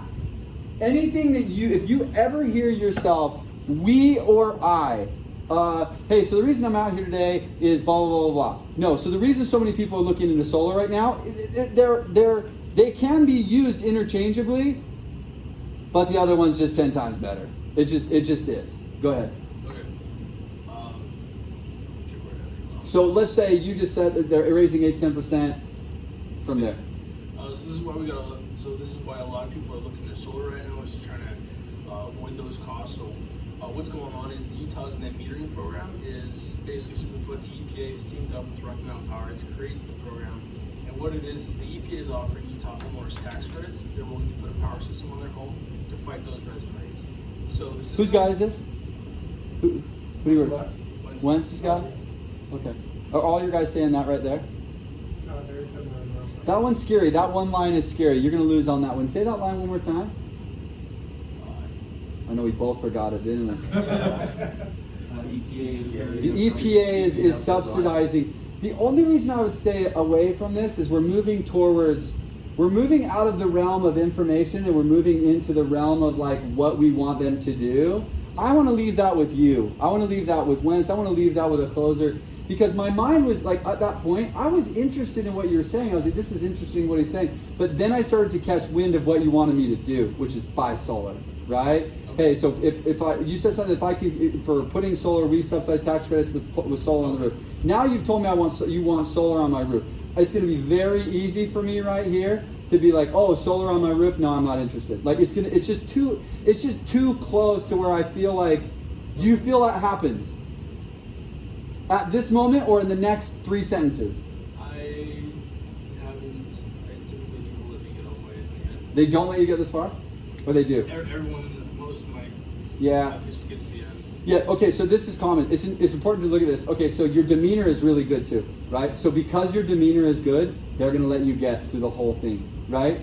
The hardest part about that is everybody else is gonna get shut down like all along the way. So they'll actually learn what is working and what is not working. Because your demeanor is good, everyone's gonna let you get all the way through, and you're gonna have no clue where you lost. You're gonna have, whether it was in your first line or your second line or your third line or your fourth line, and that is very hard to learn, just to be honest, right? So you kind of have to like, what you're gonna have to do is you're gonna have to pick up on cues, like the slightest, like okay, like when I say that word, and guys, if this is 5-10% of the time, like you had the one person who said something that actually those solar panels are going to California. I'm not talking about the one offer, right? I'm talking about the over a collective period of data. Is there a certain moment where you kind of feel like you're losing that? I haven't really noticed one specific spot. Okay, that's okay. It's okay. Continue. Yeah. Alright, the net metering program, just real simply put, is there's tax credits involved for homeowners who are want to put power system on their home, and these tax credits are slowly going away. So this year is 30%, next year drops down to 22%, and then after that it's gone. So we're trying to get people this information so that they can, you guys can make the best decision for you and your home. So we got a couple guys here for probably the rest of the week. We got some openings tomorrow afternoon. What time works best for you? It's pretty good, actually. I should have let you finish your sentences, because if you're going to tie that sentence back to creating urgency for why they need to look at it right now, it's good. Here's what I would say. First of all, let's clap. That was good. Hey, the demeanor is really good again. Really good. No one's going to throw you off their doorstep. Here's what I would say. Same thing between the two of you. If you just swap a few of those lines from, instead of this is what I'm doing or here's why we're out here, if all of those lines swap to that's why so many people are looking into solar right now, even to maybe where the point where you keep names of the people that you actually are setting leads with. Yeah, so that's why so many people are looking into solar right now. I don't know if you know the Smiths or the Johnsons or like your explanations are good. Why you're there is good. I feel like it's pretty good. I just don't feel, again, that same like everybody is doing this right now. And people are silly this way. If they believe everybody's doing it, they'll do it. And if they don't believe that, they won't. That is probably like the biggest key to door-to-door sales, is creating a momentum or an energy that they're the idiot if they don't. That sounds, no, we don't want to use anything close to those words, but it is somewhere along that line. Yeah, and guys, it's just such a good point, because it's like when I hear you guys do it, I am surprised at how close you really actually are to like a lead every 1 to 2. You're so close, and that's where your managers have to be able to put you guys. Honestly, this puts more pressure on Casey and Matt and Brock and Wentz. You guys have to be able to identify these 2 to 3 things, because if they don't get changed, it's going to be 1-3, 1-4 for forever. So got to be able to identify those really little items. Okay, anybody else? Go ahead, let's do it. How's it going? It's going well, man. Just dandy. How you doing? I'm doing good. All right. Well, basically, my name's Alex. I work with Clean Energy Educators. They have us out here canvassing the area, just talking about Utah's net metering program. Have you heard about it? I haven't heard about it yet. Okay. Are you is that what they're saying to you? Yeah. Okay. Good. Unless they actually have solar. Oh yeah, we already have solar. Yeah. Okay. Like Yeah. Oh, see ya. Yeah. Okay. Sorry, what was the question? Are you the homeowner? I am the homeowner, yeah. Brilliant. So basically, they're closing down a couple of power plants, which is going to cause an annual increase of 8 to 10% for the foreseeable future. So a lot of neighbors are giving us their power bill and letting me take a picture of it. We send that over to our design team. They create they cook up a proposal for you, and then we basically come out the next day and see if we can save them any money. Is that something that would interest you? What am I saying to you normally? No or yes, like Percentage-wise? probably an 8% no. 20% yes. Yeah. Bro, if you can get 20% yes on that, you scream through areas and you set 100 leads But like a day. it's only recently, like yesterday, he came through and like beat it into me basically. Which part? Like just having that whole script, because I was missing like all the keywords. There's kind of two ways to look at lead setting, right? There's something very simple and quick and direct like that, and you run door to door, right? Like you legitimately get that pitch out 1,000 times a day. I still think you're probably going to maybe set 3 or 4, even if you are just hustling, right? Or you have to go the opposite way about it, and you have to create more pain, and you have to have a better story, and you have to do it the other way. If that works though, I'm not against that. I'm not against in the beginning, there's some markets literally like, hey, we're giving out solar proposals. You want one? Like there were people doing that, right? Knock, hey, my name is Jerry with Brio Energy. We're just giving out free solar proposals. You want one? No? Okay, bang, on to the next door, right? Like just as fast as they can. I need some data on that one, the one you just did, right? Like I just think that I don't know exactly what to say to that, right? It will either... It's too fast, do you think? It's super fast. And there's a couple lines right at the beginning that would make me tell you I'm not interested, but I also think there might be a portion, if it is anywhere close to 20% on a yes on that, bro, I would do that all day. Like I wonder what the sit rate would be on that, but I still think it's very fast. But here's the thing, let me ask you this though. From the 3 pitches from these 2 in here, who created the most energy that everybody is doing it? Who made you feel that the most? He did, right? In 5 sentences, right? Like there weren't even that many sentences, but by the end of it, I kind of was like, I don't know, I guess everybody's doing, like there's a part of me that feels that way. That part's really good, right? And so, yeah, sometimes even I'm confused, right? Even sometimes I'm like, I kind of want to see what happens with that, right? Like there's a part of me that like, but I honestly, I just think it would go in one day, it would go one way or the other. Either you'd go out and set 4 leads, or you'd go out and 0 the whole day and just hate your life, So, you know? And if it's... Work on my story? Yeah, I think it's really the whole thing though. It's just taking more time in all of those sections, right? It's the story, but also I can tell just as a human being, you talk fast, don't you? To be honest, I was super nervous. Yeah, but do you... No. Usually it takes me like a minute to get through it. And, No, I would just say just in your normal life, you're talking to your friends. Do you talk fast? Yeah. I just think I think you and I talk fast too. I think if you and I were sitting down, we talk like a million miles an hour. We'd be able to follow each other the whole way. 90% of people are like, what the garbage did those 2 guys just say? I have no clue what they just said, right? And so it's one of those things you for sure have to slow down just a little bit. I was like super nervous. I figure, and that's good, right? That's okay. Usually, I take my time. I try and explain it. But he basically beat it into me. He came like over, and then like he was playing music, and I would have to like talk over the music, and I knew all the songs, so I was like trying to bop. Okay.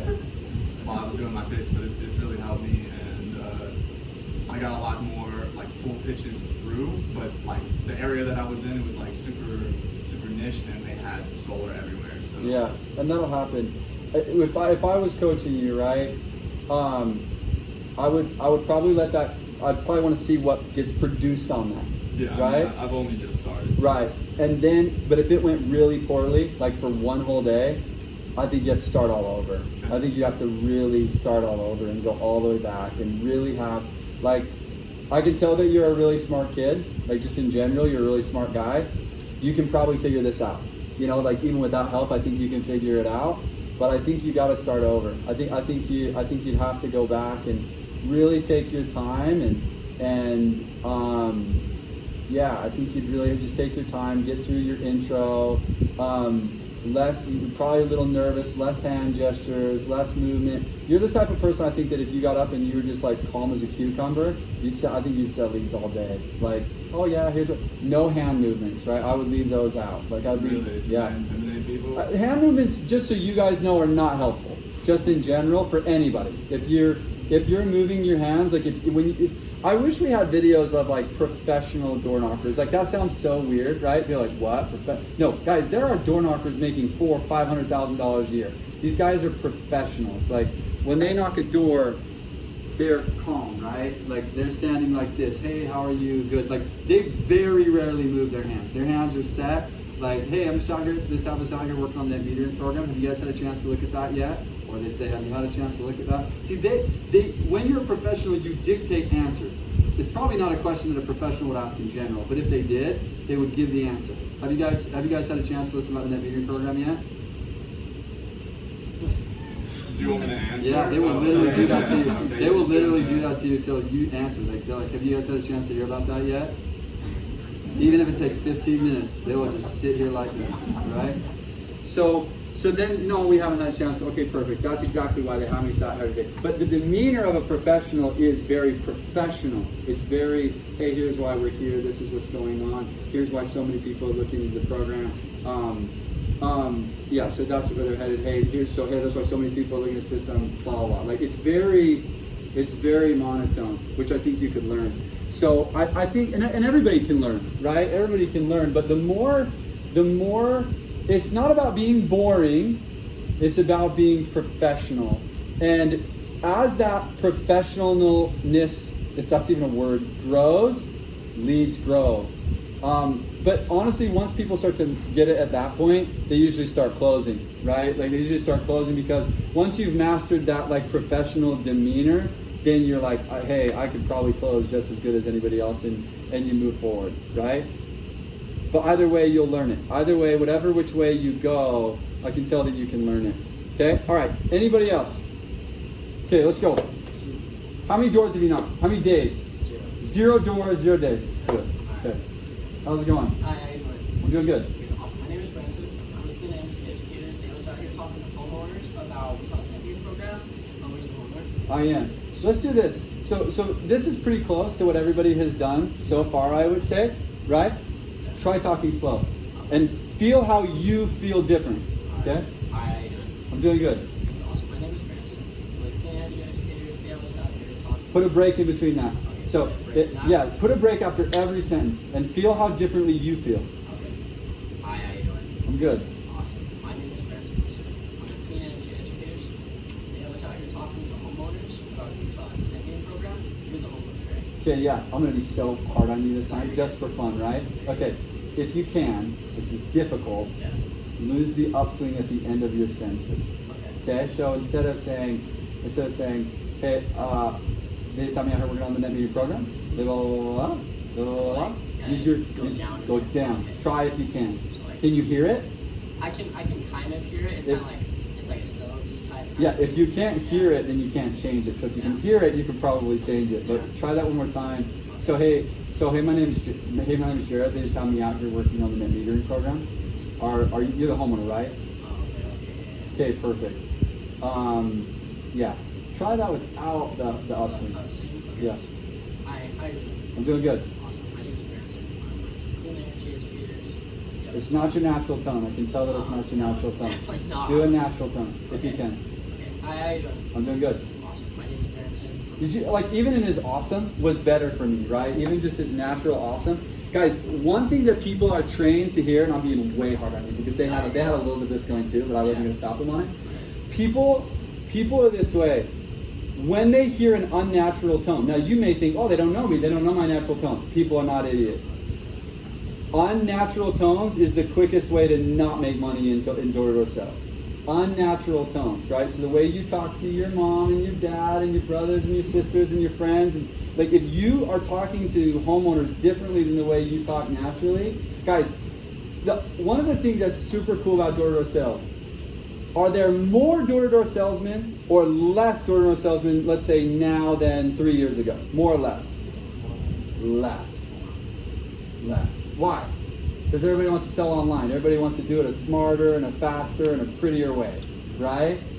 So now that everyone's going online, are people having, or maybe let's not even look at it from door-to-door sales. Are people having more or less face-to-face interactions than they've had in the past?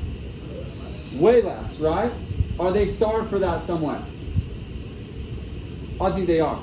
If you can just be genuinely you, you will set more leads. And that goes for everybody. Like whatever you're if you're quirky, be quirky as all get out. If you're actually quirky, be quirky. If you're normal, be normal. If you're excited, be excited. Like whoever you naturally are, that person is going to set more leads than any other conglomeration of whatever you think sales is about. That person sets more leads. Okay? Natural. We're best friends. We've been hanging out for years. How would you talk to me? I just be like, hey, how you doing, man? Good.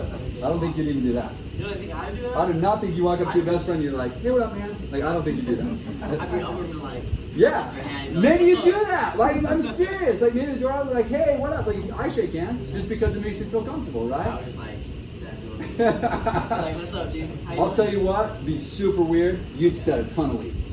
That's probably true. If you're like, oh, what up, dude? like every time, dude, door open, like, hey, what up? Like, what up, dude? I'm like, okay, like, what up? Like okay, what's going on, man? Yeah, I would, and so would they. Right now, there might be some other things that happen Like within car that. or something. Now, there might be some other person who's really weirded out, but 9 out of 10, they're like, I like this kid, and I don't even know why, because he's willing to slap my hand.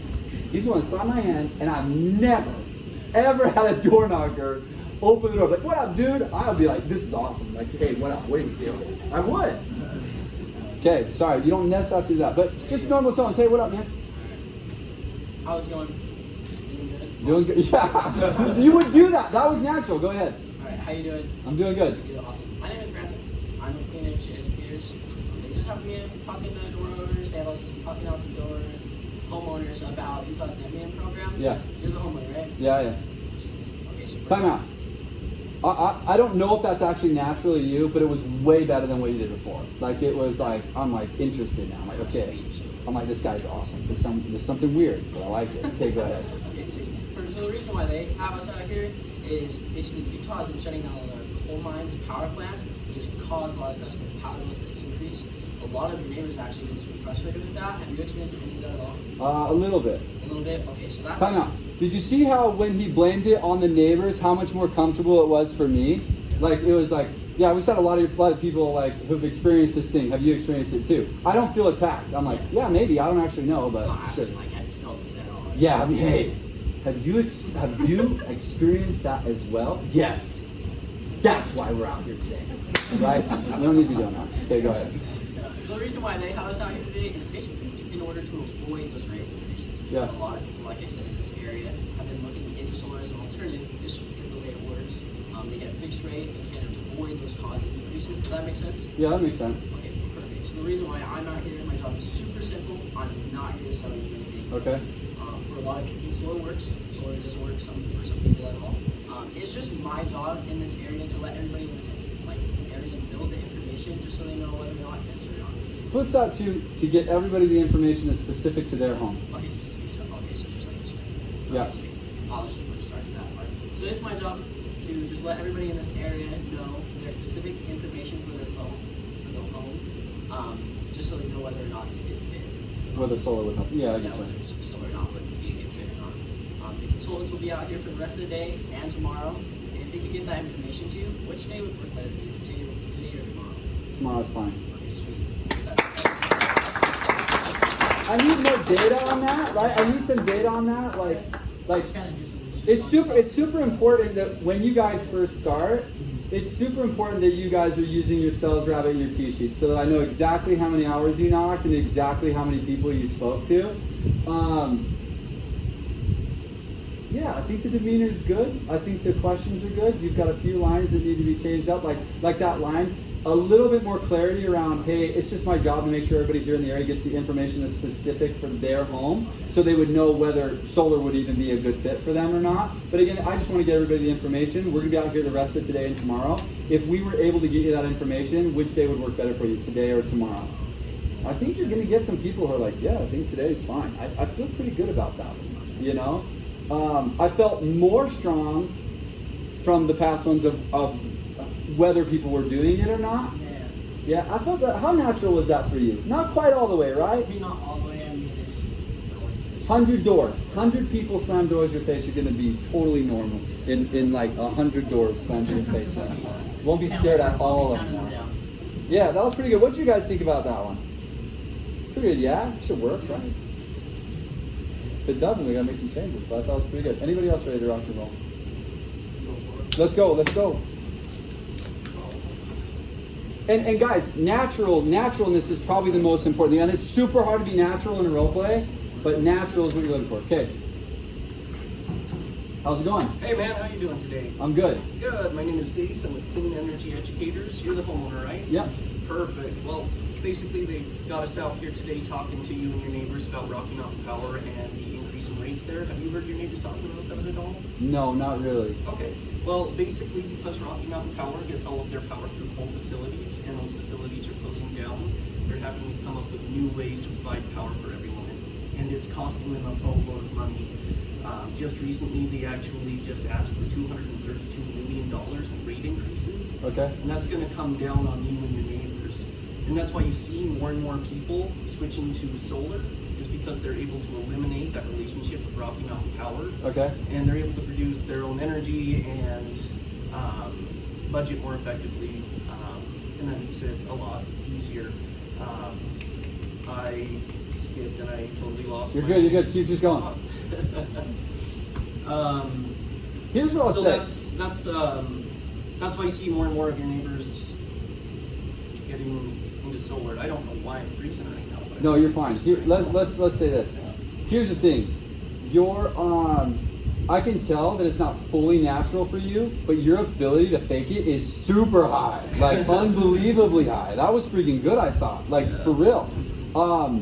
You're adding in a bit of information that is going to cost you sales, right? Just a little bit. You're adding in a little bit of information that's going to cost you sales, but bro, you can do it like that. You're really confident about what you're saying. Yeah. Right. Like I think that we could give you something that's not true, and I think you could confidently say it to us. We'd be like, that's freaking true. That's sales. Whatever he just said. Yeah, That's sales. to some degree. But you're really good at that. There's very few people I know that I'm like, hey, tell me that blue is red and red is blue, and I'm like, whoa, that's real. You know, so that part was really good. I also can tell that you've spent a lot of time thinking about this. Yeah. Right? You've spent a lot of time thinking about this. And ultimately, if everybody can take that one thing away from your pitch, that's the most important thing to take away from you, is if you guys will spend as much time thinking about this as he already has, you'll all be very successful. I can tell just by the way he's talking, I can tell that he understands the information even better than he's presenting it, right? Right. And so that's very important, right? It lets me know that obviously for you, if you make it through the first couple weeks, which are going to be very difficult, I think, yeah, you'll probably be, if I had to guess, you'll be one of the best in not just here, but probably the company.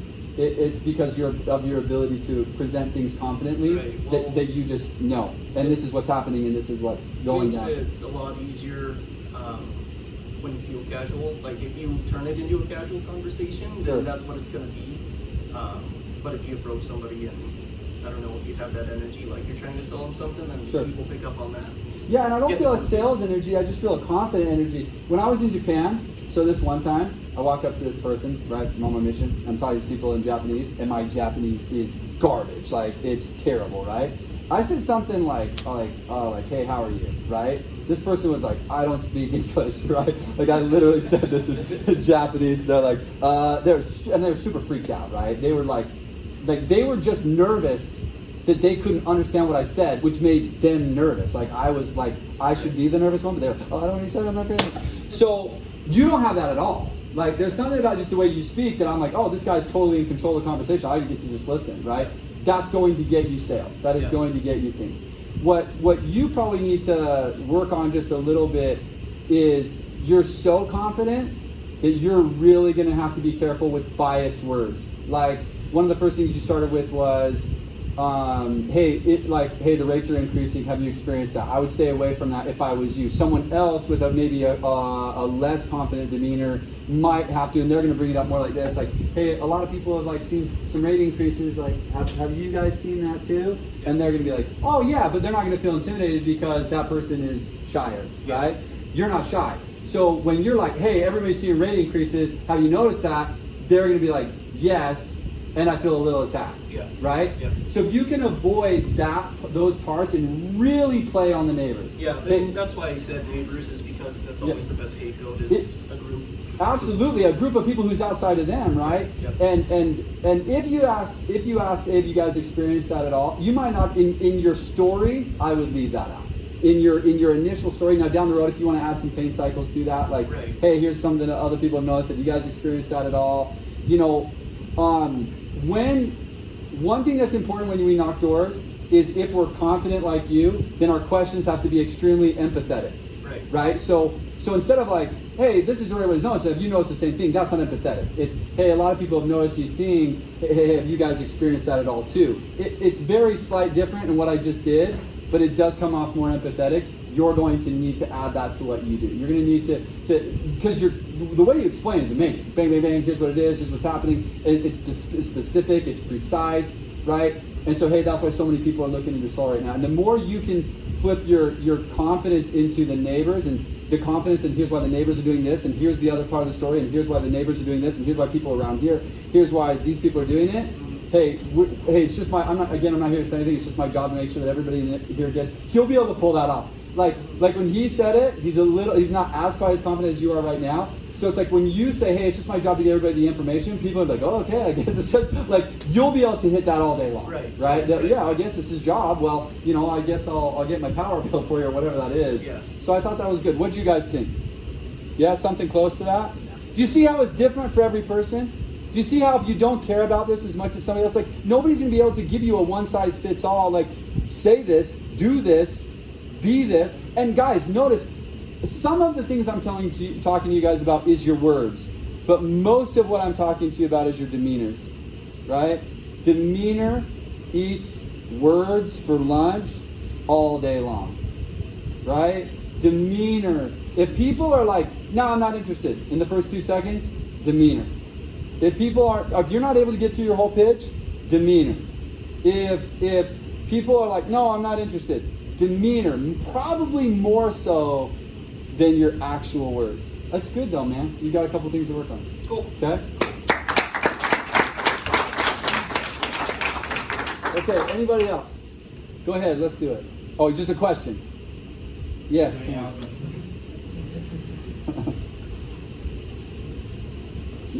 The only empathetic person in the room, right? Decided to wear a mask. The rest of us, what were we thinking today? We got two, three. I'm sorry. I need to be a better human being. Go ahead. Hey. Hi, how's it going? It's going good. Awesome. Well, my name's Mormon. I'm with Clean Energy Educators. Yeah. And they just have me out here talking with your neighbors. Bro, just your demeanor and your name alone, people are going to trust you a mile away.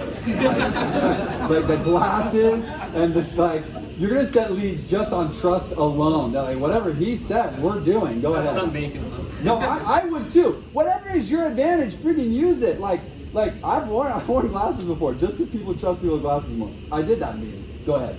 So anyways, I'm showing the neighborhood because have you heard of Rocky Mountain Power's net meter program? Has someone talked to you about that yet?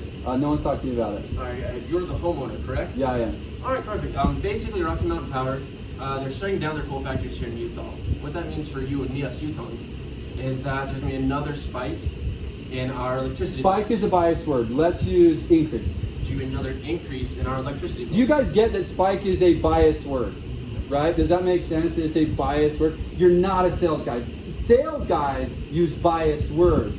Educators use words that are like nice for people, but go ahead. All right. So there's going to be another increase in our electricity bills. It's going to be like 8 to 10%, and that's going to be going on for the foreseeable future. So anyways, I'm here because a lot of people, a lot of your neighbors, are looking into alternative energy, like other ways that they can have more efficient and just cleaner energy. Yeah. And I'm helping them out by simply collecting their kilowatt usage. Have you knocked yet? Yeah. Okay, go ahead.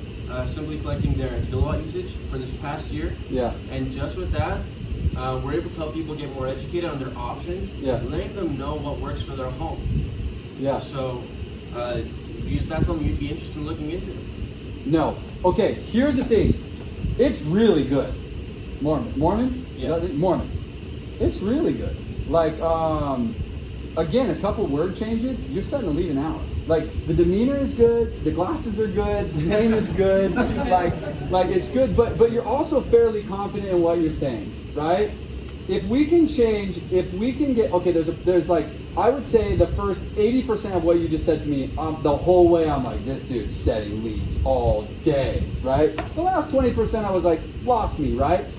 That last 20%, there's a part where you start trying to go into your close, right? I feel like if you, I wish I would have stopped you then, because then I could actually figure out exactly what I'm saying right now. But there's a part there where, like, I can tell that you're uncomfortable moving towards a close, right? It's uncomfortable for you. Yeah. And so when it comes down to the educating portion of what's happening, you're super comfortable, you're super calm, everything makes sense to you. As you start to move into like, oh my gosh, I'm gonna have to like ask for a sale. This is the important part. Yeah, like this is the important part. I can tell there's like you start to think too much, right? And so what you want to do is create something that you have faith in, that couples that 80% with like not having to feel like you're closing a deal, but that you're just like continuing to educate until they say yes, right? Like, and so there's a part where like, hey, so that's why so many people are looking into solar. I might have just asked there, hey, does that make sense? What, hey, there's gonna be a rate increase, and your 8% to 10% explanation wasn't very good, right? So if we take that from, hey, so there's gonna be not for the foreseeable future, but so according to this article, and guys, if you're gonna quote things like that, you wanna have that article, right? If like let me see that one more time. When you're going through this part where you're like, hey, so there's going to be an 8 to 10% increase or whatever that is, like I probably want to get this in person's hand, right? So there's going to be, so they're asking for $232 million increase in our electricity rates, and what that's causing or will cause is that's going to cause an 8 to 10% increase every year. So I want to get like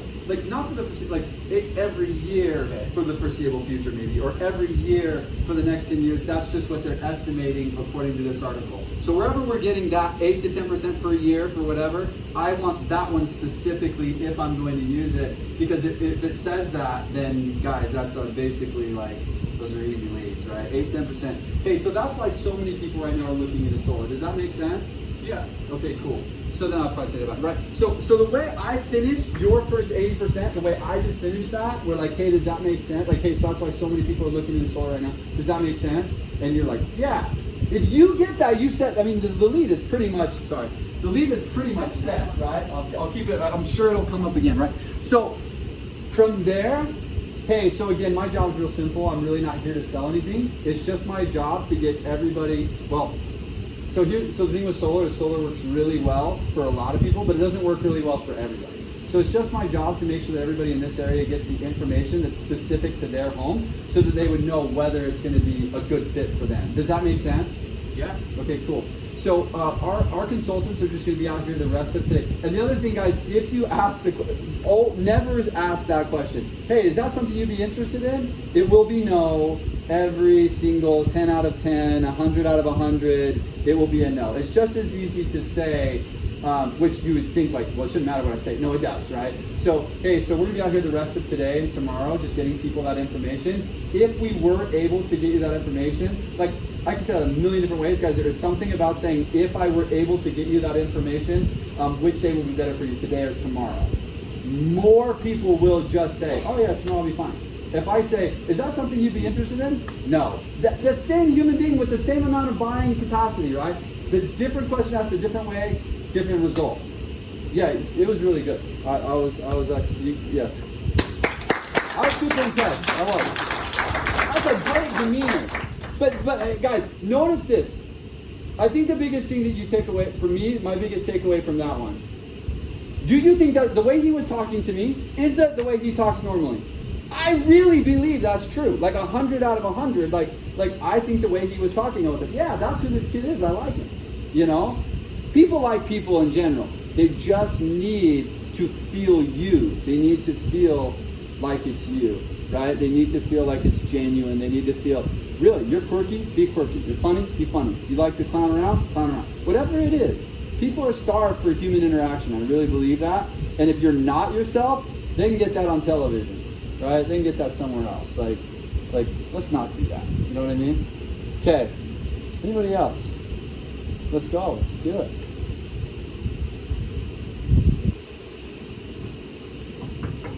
Hi there. Hi. How are you? I'm doing good. Good, awesome. My name is Maria, and I'm just going around your neighborhood talking about the engineering program. Have Okay. you heard about it? I have not had a chance to hear about it. Okay, so I'm sorry, I'm talking to homeowners. Are you a homeowner? I am, yeah. Awesome. Okay, so you know Rocky Mountain, yes? Yeah. And are you aware that they're constantly increasing the rates? Yes. Is that right? That's gonna hurt you. That one's gonna cost you a few sales. Okay. But keep going. It's okay. Okay, so I lost it. Yeah. They're increasing their The race. their rates. That's right. Yeah, we've noticed that. Right. Okay. So then, I don't know if you're aware, but they're going to be closing a couple of their power plants, and they're going to put a solar farm in one of them. So Okay. it's going to cost a bunch of money, and it's going to be offset the cost to you, and it's going to go up about 10 to 10% in the next 10 years. Okay. So the net metering program is a program created so that homeowners, the government You're okay. makes it easier. I'm sorry, I get so nervous. Believe me, everybody does. When I was first doing this, I'm actually just proud of anybody who came up, because I'm like, even I hated that. I'm always like, nope, no chance. Go ahead. Okay. So it's a program created by the government so that it makes it easier for homeowners to place a power system. So how it works is you get 30% back of the cost. It's as easy as instead of paying Rocky Mountain, you're going to be paying for your solar panels, and it's going to keep it at a steady rate. So instead of going up every single year, it's just going to stay there until you finish paying it. Once you're done paying it, you're only going to pay a grid fee of about $8. We do have some people coming around in the next few days. I don't know if it's something that you'd be interested in, and that's what I work. And I'm never going to leave. Yeah. Okay. So good. Okay. For you, you're gonna have the tendency to ramble, right? Which is okay. I do. So the most important thing you can do is write a script that is literally word for word, right? Then once you have your script memorized word for word, breaks in between every sentence, right? Breaks in between every sentence with very specific questions and very specific like your demeanor is good, who you are is good, you're a trustworthy person. There's going to be some of us who they're like, that guy's a sales guy a mile away. They're not going to have that with you. So for you to be successful, a very specific word for word question, like even your stories, like if you're going to tell a story, like there are guys who someone opens the door, hey, yeah, come on in or whatever, and there's like a dog there, and it's like a little chihuahua. They're like, he's not going to kill me, are they? Like, they've done that joke 100,000 million times because that's what they have to do, right? In your case, you do the same thing. You just have to have something that is word for word memorized. Your breaks will have to be memorized. Your clothes will have to be memorized. And if you'll do that, you'll do great. You'll do amazing, right? And then you'll have to try little things here and there and get better and better as time goes on. Okay? Thank you for coming up. Okay. All right. Unless somebody wants to come up, right? I'm not going to make anybody else come up. Okay? I'm not going to make anybody else. If somebody wants to. Does anybody last chance want to come up? Everybody's having a huge sigh of relief right this second. They're like, oh gosh, I'm so glad I don't have to go up in front of the group. Okay. Now, what I would say for the leadership, right? I probably wouldn't have let any of them out. Okay? That's important to understand. I wouldn't have let a single one, anybody who came up today, I wouldn't have let a single one of them out. The other thing is a lot of them are very, very, very close. Keeping them an extra hour or two would have changed their HPPs from 4 to 2, or from 4 to 1. Some very minor singular changes. Changes that these reps are not going to be able to make on their own, right? So So if you're wondering what my pass off looks like, I wouldn't have let any of them out because they are all so close to just like easy leads, a couple minor changes here and there. Okay, all right, that was for your leadership. Okay, guys, that's all I have. Do you guys have any questions for me? It can be about anything. It doesn't matter to be about Brio, it can be about Pure, it can be about me, it can be about my family. I don't really care. Does anybody have any questions for me? How tall am I? About 6'3", 6'2", 7/8 is what it says. Yeah. Unless I got that last 8th in the last few years or something. Go ahead, Moon. Just kind of two questions. One, how old are you? 36 on last Saturday. And then second, what motivated you to continue like pushing through to get where you are?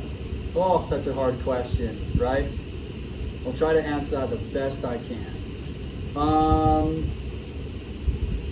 I had good parents. I think that's the first part. Is I had a mom. Now, like by like normal accounts of having a good mother, she probably wasn't a very like the best mother. But when it comes to the way she raised me, I had a phenomenal mother. Like, if I came home, like, guys, my house was not a house where you blamed somebody else for where you were at. Like, if I came home and I was like, Mom, my life sucks because of somebody else, my mom would have beat me for that. Like, that's the weakest thing I've ever heard. So I was raised in a house that, like, you just don't make excuses, right? I have another little sister who's also very successful, and that's something that's there with her too. We just don't make excuses. I do think that growing up in a trailer park causes you to go one way or the other. I think that it causes you to either wilt and give in, or I think it causes you to really want things very badly on the other side. And I just happen to be probably one of those people who, like, I remember a story, like, there was a story, like, so one day, I'm living in a trailer park, and I was, like, late for school, and my school was fairly close to my trailer park, and I came running out of the trailer park into, like, a parking lot, and there's, like, 30, 40 kids there, and they're like, run, Forrest, run, right? They're, like, making fun of me, but they're making fun of me for all kinds of things as I ran past. There was definitely a part of me that was like, I'm not going to run out of a trailer park for the rest of my life. Like I think there is something to that. I'm glad that I grew up that way. I think it does strengthen the right person. I think it strengthens them the right way. But other than that, I don't know. I don't know. I think the mixture between a mom who never let me make an excuse for my life, and then also just the circumstances of that, I think probably caused a little bit of that. I don't know though. It's a good question. Think about it more. Any other questions you guys might have? Go ahead.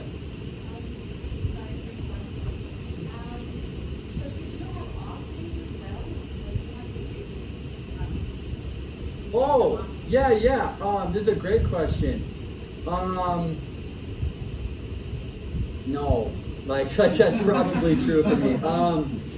I think that when you're learning it, you're gonna have off days.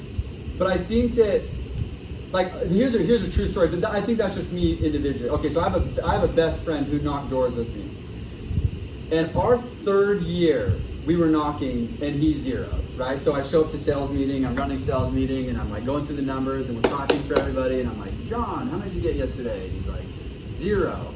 And I was like, that blew my mind. Like, I was like, are you? So anyway, so afterwards, I caught him after the meeting, and I was like, John, hey, did you really 0 this? Like, did you work? Like, did you actually work in 0? And he was like, bro, I freaking busted everything I could. I just 0. So I don't think it's fair. It happens. I mean, I can tell you one night I got to like 8:30 at night with 0 sales, and I was like, oh, like I was like, this cannot happen. I haven't zeroed in like 3 years, and luckily pulled out 2 at the very end of the night. So it's gonna happen though. Like, it's gonna happen, especially my first year. Yeah, probably. Probably. I don't know about zeros. I really hated those. Like, I don't know that one happened. Those are rough days. But is it natural? I do think though that the reason I didn't 0 as much as maybe other people 0, I put a lot of emphasis into my skills. I didn't put emphasis into excitement. I put a lot of emphasis into my words. I'm a very meticulous person. Like when you guys mess up on one word, it actually drives me really crazy. I'm just like suppressing like how I feel about it. And if you want to be very successful at this, you're gonna have to do the same way. Like every word matters. Like a lot of you in your pain cycles ask me different words like, hey, have you? What was some of the questions I got asked? It was like, hey, have you? So experience is okay. So I say experience. Any other word than that, I'm like, yeah, you probably costed yourself a sale. Like that's how I feel. Like I'm that meticulous with my words. So hey, have you guys experienced that at all? I literally won't say anything but that because I've tried 10 different word choices on that one item, and I know that that one gets me the best result. You know, I think it's a good question, and I don't think that you should base. The other thing to think about, guys, this is also a reality. I knocked doors for 2 years in Japan, right? Before I started selling anything, right? Then I sold Living Scriptures for another 6 months, and that stuff sucks. Like that's the hard. Like I literally don't think there's anything harder to sell than Living Scriptures door to door. Like I really don't, right? And then I did Dish Network and DirecTV. So I'm leaving out, you know, when I'm telling my story, I'm leaving out 2.5 years of my experience, right? So I would not. I think one of the hardest parts about door knocking, I think someone asked me this in one of the other groups. One of the hardest parts of door knocking is you have to be extremely urgent because you want the result that bad. Most of the time when you're really urgent, that causes you to quit. So how do you be extremely urgent and extremely patient at the exact same time? That's the key to winning. Like that's one of the keys to winning, right? Is how do I go out and freaking zero, right? Because that could happen. At the end of the day, let me ask you this. If you guys go out and zero and you legitimately gave it your best effort, how are you gonna feel? Crappy. Are you?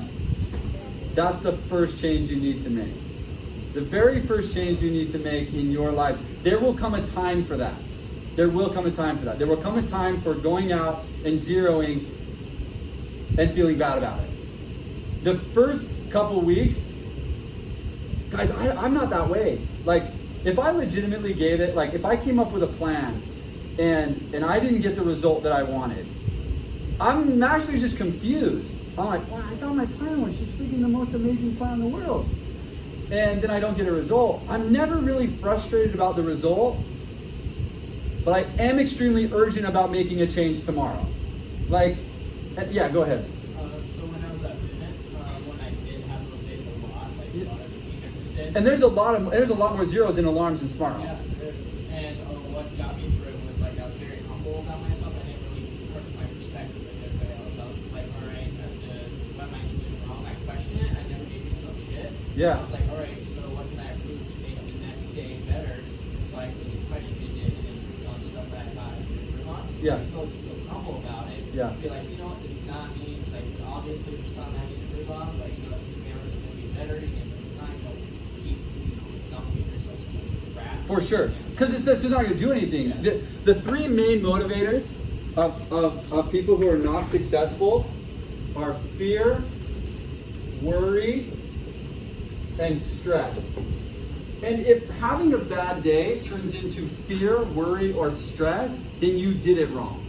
Does that make sense? Like, because those things aren't actually going to help you. You don't need to fear the crap out of yourself or stress yourself out or worry yourself to death to get a new result. But that's actually what we do from like a very young age. Most children start scaring themselves and worrying themselves and stressing themselves out from a very young age, and they've seen themselves get results by doing that.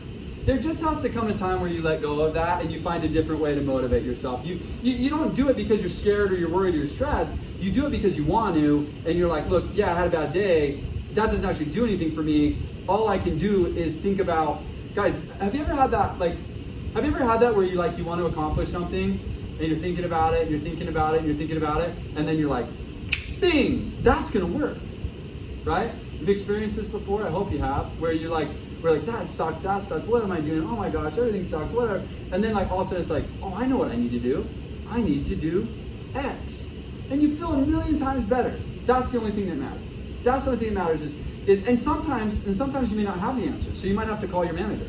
Hey, you know what? And don't be ashamed to call your managers, right? But even me. Guys, if you Vox me, I will answer. If you Vox me through Voxer, I have a Voxer thing there. If you Vox me, like, hey Jared, I just like legitimately been thinking about this for an hour or 2 hours, whatever it is, like I actually legitimately don't know what I can do better, right? Yeah, I'll be all over that. Oh yeah, try this. You know, I mean, that's the easy part, right? But don't stress yourselves out. It's a waste of time. It's not going to help. It doesn't help. It doesn't. It's like a short high. That's what it's like. It's like it's not actually going to do anything for anyone. It's a good question. Okay, go ahead. So you'd mentioned that if this was like a pass off day, you wouldn't pass any of this off. So Yep. what does that mean as far as work moving forward? Your management will have to decide that, Okay. right?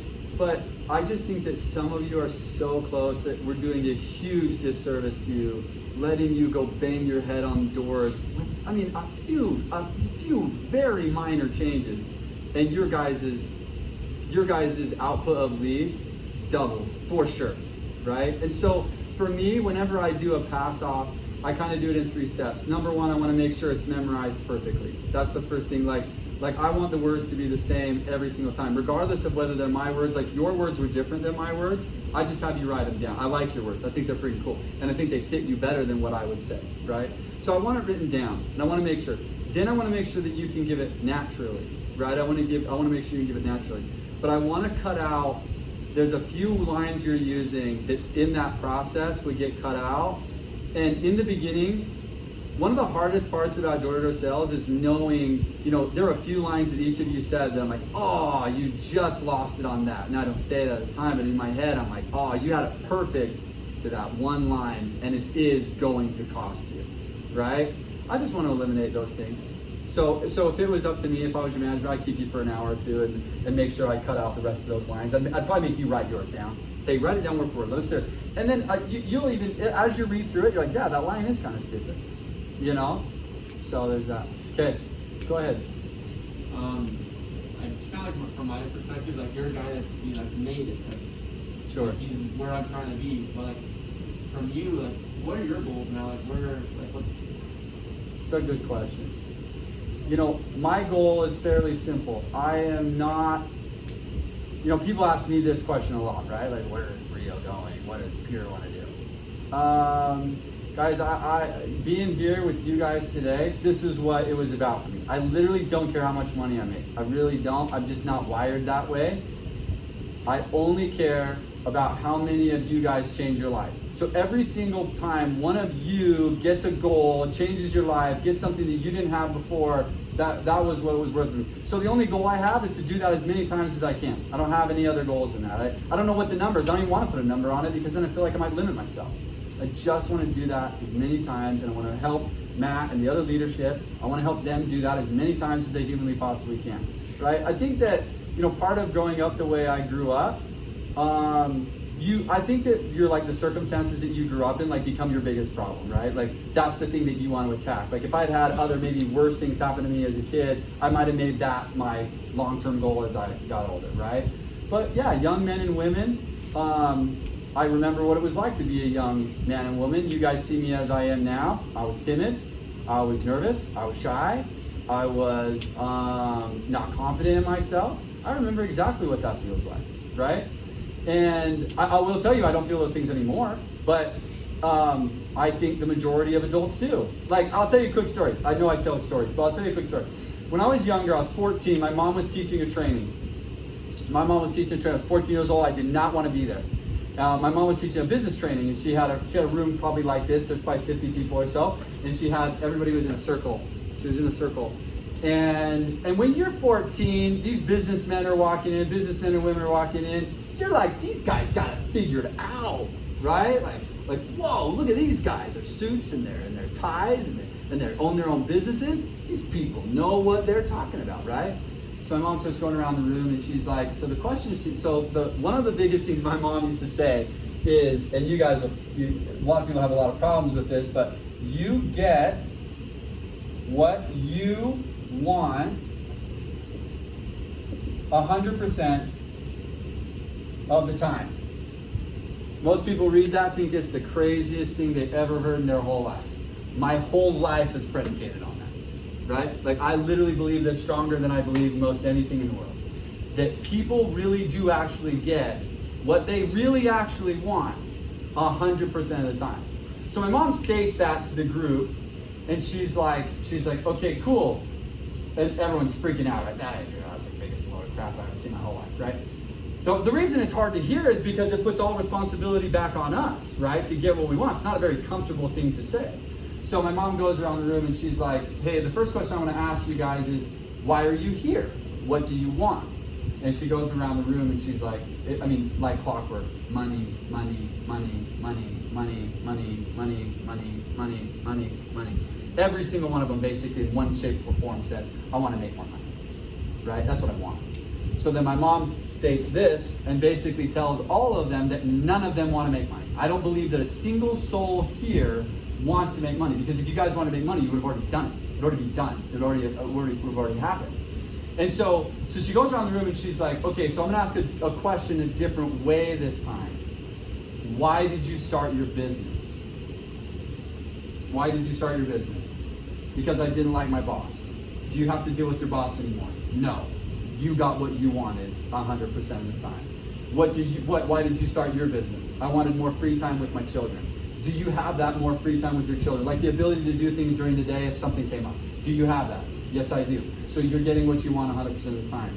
And she went around the whole room, and every single one of them, the reason they had started their business, they were getting, right? 14, I was like, those dudes are idiots. Nobody's like I'm not listening to anybody ever again. That's like really was my worst takeaway, right? And I still freaking believe that, right? Guys, the adults around you don't know what they're talking about. They just don't. And the sooner you learn that, the better. What was the question again? Back to that. What was the actual question? What are your goals now? So my goals for sure are to continue doing what I want to do with young men and women, because I think that the sooner young men and women can realize that the adults don't actually know anything, and the sooner they can start, the sooner you guys can start believing in yourselves and being confident. And I just don't think there's a better way to learn that than knocking doors. That's just what I think, right? Like, guys, the adults, they don't know. Like I'm only 36, like I'm a young man. I'm telling you, the adults don't know. They don't figure it out till they're like 55 or 60. That's my point. Okay, any other questions? No? Go ahead. When did you realize this was Say what?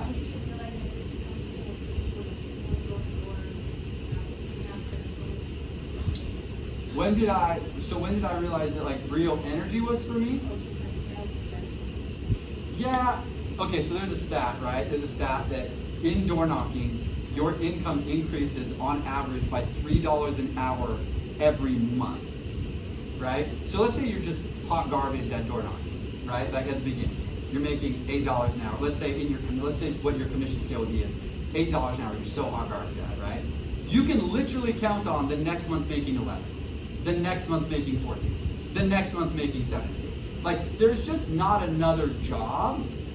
There's just not another job that provides that, right? And so that's why I think that's like the coolest stat in the world. I can't think of another like job where you can increase your pay by $3. I mean, you meet guys who've done this for a year. Yeah, they like anybody who stuck it out, and the longer they do it. Adam Coomer is my business partner. Make $450,000 knocking doors for a day, right? So that's partly in the beginning. It was that, but more specifically for me. I'm interested in myself, but I'm also interested in other people, and that's when Brio became for me. It was when I left Flood and Fire. And I was like, that's not helping anybody. I believe that solar and Brio can. Then that's probably when Brio came from me. Does that answer the question? Okay. Cool. Any other questions you guys might have? Some guys have asked me what's the difference between pure and real and why kind of the switch. Yeah, I'll give you the actual answer. Okay, I'll give you the fake answer. Here's the reality for me, guys. Brio was a past mindset of mine. It just was. Pure is basically what you guys are a part of, right? And Brio was a good company. It was a good company. I don't think it was exactly what I wanted though. I don't think it was exactly. I wanted a name change so that I could move from an old set of beliefs that I had to a new set of beliefs that I have. And the biggest part of that belief change was I've always been very good at working with lead setters, and I've always been very good at working with closers. But the reality is when I ran Brio, I was not very good at working with other leadership and having them do what I do. And I was weak. I was soft on leadership. I was fairly soft on leadership. And Pure is just not that way for me. If the leadership doesn't want to care about this as much as I do, then I just don't want to be a part of it. And that's what Pure and Brio are for me. There might be some other explanations out there, but that's the actual truth. Do I have a what? A what? A pitch. A pitch! I haven't done it for years, but I'll do it for you. Yeah? Okay, let's go through this. Give me 2 seconds. This will be made up basically on the spot. Brock, you be my wife? Yeah, you'll be the person. Okay, hey. How's it going? It's going pretty good. How are you? Good. They have you out here today in the sun, huh? Yeah, nothing I like better than being out here all day. Awesome. Well, cool. You're the homeowner, right? I am, yes. Okay, cool. Perfect. My name is Jared. They just have me out here working on, I don't want to say the name of the program though. Give me 2 seconds. Sure, we'll go down. They just have me out here working on the net metering program. Let me flip this. Okay. Hey, they have me working on the meter program. You're the homeowner, right? I am, yes. Okay, perfect. Let me tell you exactly why they have us out here today. We just have a lot of people right now who are looking into solar. Have you guys had a chance to look into solar yet? My wife has a little bit.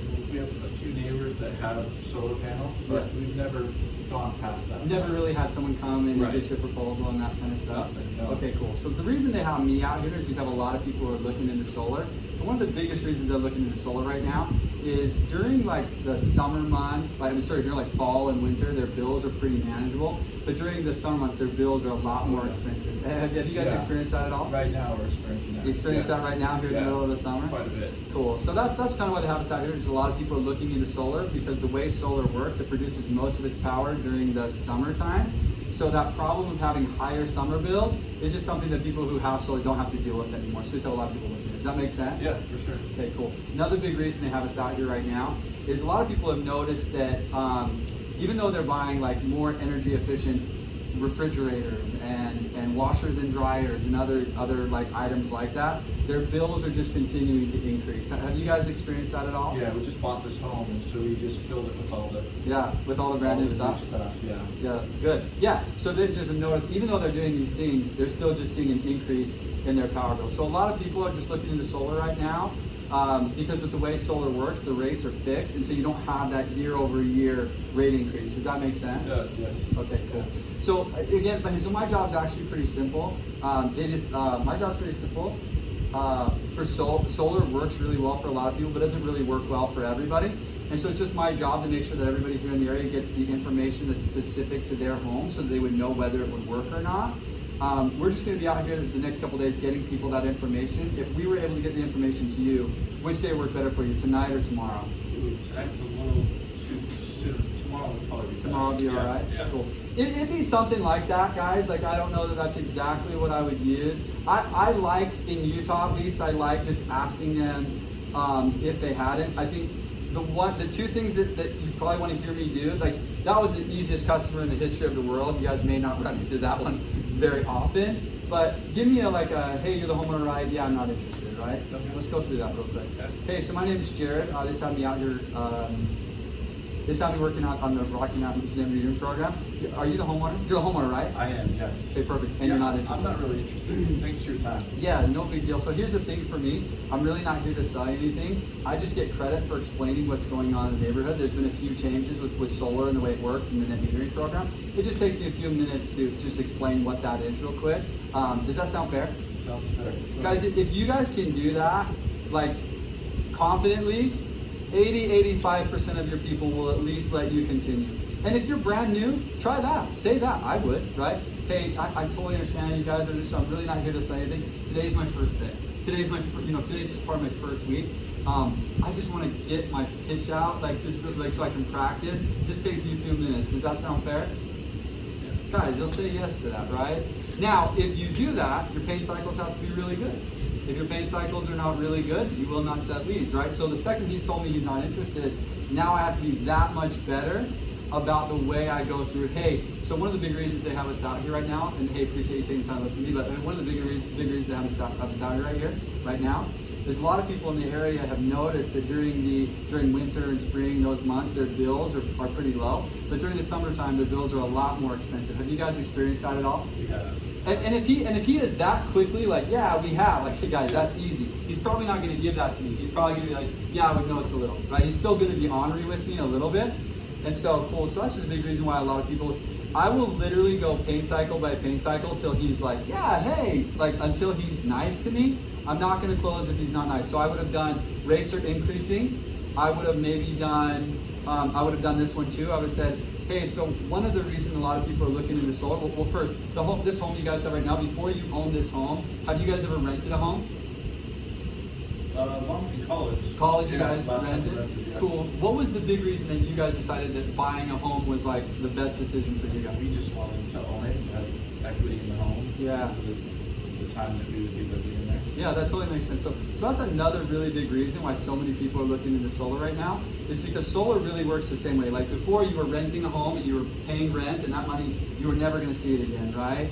But the way solar works is instead of paying your utility bill, you pay basically a solar loan, which builds equity in your home. It works exactly the way renting a home versus buying a home, renting power versus buying your own power, works the exact same way. So that's another really big reason why a lot of people are looking into solar right now, is that feeling of like throwing their money away to the utility company. They're getting away so they don't have to deal with that anymore. Does that make sense? That does. So until I get some sort of guys, I'd make up another one right now.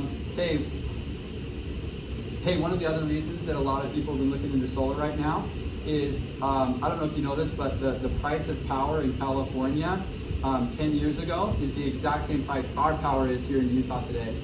10 years later, their price of power has tripled, and a lot of people are expecting the exact same way, exact same thing. It's just increasing year over year. Have you guys experienced that at all? Kind of the same thing, Yeah. but So are you referring to the time of use program in California? not really. Not really. Okay. No, that was a terrible explanation. But guys, I'll tell you a quick story. When I was selling Dish Network and DirecTV, and I would do the same thing if I was setting leads in solar. When I was knocking Dish Network and DirecTV, I had this older gentleman who was like, I just couldn't, like, I literally had 30, 40 pain cycles in Dish Network and DirecTV. I just knew them off the top of my head. I could just spit them for hours, right?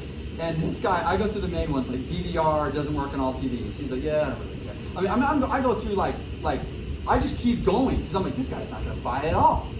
This is literally what happened. So I'm like, hey, so one of the other big reasons so many people are looking into upgrading their equipment with Dish Network is when they come through and do it, they update all your wiring. Do you guys have any wiring that's not been working? I'm scraping for like anything, right? Dude is like, I'm like, hey, so they replace all the wiring. He said, what? They'll replace all the wiring? And I'm like, yeah, so when they upgrade the system, they come in, they check all your wiring, and they replace all your old wiring with better, new, efficient wiring. He's like, yeah, sign me up right now. I mean, that's like my 16th pain cycle, right?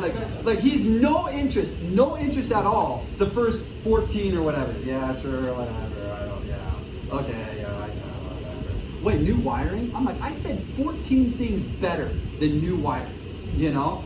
But for me, that's a part of door-to-door sales. Guys, I can pain cycle until they, like, either they're going to get as excited about, like, there's a study of wavelengths, right? So 2 wavelengths, one wavelength always wins out, right? If this is a sound wavelength or a light wavelength or whatever it is, like if 2 wavelengths are different, this one's higher, this one's or whatever, eventually one wavelength wins. So if his wavelength of being bored with Dish Network and DirecTV is higher than my wavelength of he needs to move forward with this, I'm gonna lose. And so I'll just continue wavelength pain cycling until they're like, bro, I'm never going to buy this from you. Oh, okay, so they get out of there. Or they're like, oh wow, that's interesting. Cool, hey, we're gonna be out here the next couple of days. If we were able to get you information, which day's better for you, Monday or Tuesday, or today or tomorrow, or whatever that looks like. Right? Was that helpful? I do think that if I had enough time though, I would think through a story. I don't mind that you guys are having an initial story. I just think the story needs to be as, like, I would go the story route if I could say it the way Nick said it. Like, if it was that clear, that concise, and that, like, I felt it was really good, like a part of me is like, I'll just copy what Nick did. Like I'll just do it like, hey Nick, you just write that down for me real quick? Cool, I'll just say that, you know? Or I would go the other route, or I would go the route of, which I believe is very, very usable here in Utah. It would be, hey, I'm probably the 15th guy to stop by and talk to you about solar. Have you guys had a chance to look into solar? Yes? Yeah. Cool. Have you actually had somebody come and give you an actual We've had like 3 proposals. 3 proposals? Yeah. So you know what everything that's going on. We have a good idea. Yeah, cool. So what was the reason you guys ended up not moving forward? Well, putting the solar panels on our home wasn't going to save us money from our average Okay. monthly payment. Sure. So your bill was going to go up a little It was bit? going to go up probably $12, $15. Okay. Okay. How long ago did you guys get that proposal? It's been in the last 2-3 months. 2-3 months? What was the company? Do you remember the company that you were working with? Yeah. It was Ion. And It was Ion and Vivid stuff? a couple others, Yeah, okay. So the question would be, is if you were going to see savings on your bill, would you have moved forward with solar? For sure. Okay. Even if it would have been Even. a match of Yeah. what we're paying now. Then you would have moved forward. Okay, cool. Well, let's do this. I don't know if I can do that, but let me get your name and your number. I'll have a proposal built, and if we can get it the same, is that something, at least I have somebody stop by and show you the proposal? Yeah. Cool. Guys, that's how I would sell in Utah. Like it would be more specific. So I would go through that every time. Hey, so hey, I'm probably the 14th, 15th person. Cool. Hey, what was the reason you guys ended up not moving forward? What's another one? I'm gonna die soon. I'm gonna die yeah. soon. I'm selling my home in a year from now. Or Selling those ones are maybe a little bit more difficult, but at least you know what it is and you can move on from it, right? So hey, I'm gonna die. Yeah. That one I still think I can handle, right? Like that one I think I can probably. But you're right though, like that was the first door I know. Yeah, that happens. No, it happens. It happens. Hey, part of door-to-door sales, guys, like really is, as weird as it sounds, having somebody give you something like that and thinking about how you're gonna fix it the next time. I asked her what was gonna happen to her house after. I was like, well, you kids gonna get the house? Yeah. No, it's a great question, right? So hey, hopefully that's not true, but let's assume that it is. Hey, are you gonna sell the house eventually? Hey, if solar, and hey, again, I'm not here to say anything, but if solar was gonna add equity to your home so that when it did sold and went to the kids or whatever happens there, they were gonna get more, would that be worth the hassle to you? Right? So hey, and here's the thing, but again, guys, I don't actually want to sell solar on the doorsteps. I want to just get my information done. I know if I can get Brock or Wentz or Casey or any of these guys in, let them, and I just want to give them an opportunity, right? So it's, hey, you know what? And guys, you guys know what Feel Felt Found is? Feel Felt Found is like the door-to-door way of solving almost any concern that anybody gives, right? You can use it for anything, right? Oh, so what you're just worried about, you're gonna be maybe passing away and say, hey, you know what? I completely understand how you feel. A lot of people have felt the exact same way, but what they found is that it added equity to their home, and so a lot of people were willing to move forward with solar, knowing that it was gonna be worth the hassle or it was to get that done. Does that make sense? Guys, it doesn't matter what somebody says. Yeah, we just don't like you as a human being. Hey, completely understand how you feel. A lot of people have felt the exact same way. I am kind of annoying. But what people found is they got to know me a little bit better. They didn't hate me as much, Guys, and we can work for anything. It doesn't matter what. And the reason I use it, I only use it when I don't have a predetermined handle, which is going to be the majority of your guys' concerns in the beginning. And it just gives me time to think. I'm like, oh crap, what did they just say? Hey, but my mouth is already moving, right? Like, hey, completely understand how you feel. A lot of people felt the exact same way. But what they found was, and then it just magic happens, right? Like, just something comes out. What were you gonna ask? A lot of people told me like, oh, I don't like the aesthetic of this and put on the house. Yeah. So we can handle it the same way. Hey, you know what? Completely understand how you feel. A lot of people have felt the exact same way. But what they found is the look of the panels have changed so much. I mean, there was green and there was blue and silver, there was black and silver, there was all black, is it any, so now we just ask, is it that you hate all types of looks, or is it just more specifically that old blue and silver all over the thing? Is that more what you're talking about? Now they might be like, no, I just hate every look at all. Oh, well, cool, see you later. Bang, we're out, right? I had somebody say that they were gonna wait for the Tesla shingles to come out. Oh, this one's an easy one. I will tell you, Tesla shingles came out, I was like, we're out of business. Right? Like I was like, Tesla shingles, taking the whole thing over. Oh, they are garbage. I mean, you'll never see, literally the only people who are gonna buy Tesla shingles are people who want to look cool. And I've never. Bias. So how do I spin that without sounding like that? Yes, that's true. Yeah, right. Hey, completely understand how you feel, right? Hey, we're just gonna wait for the Tesla shingle. Hey, completely understand how you feel. A lot of people felt the exact same way. But what they found is, as they looked into the Tesla shingle, is that it was so expensive that there's not actually any ROI on those shingles.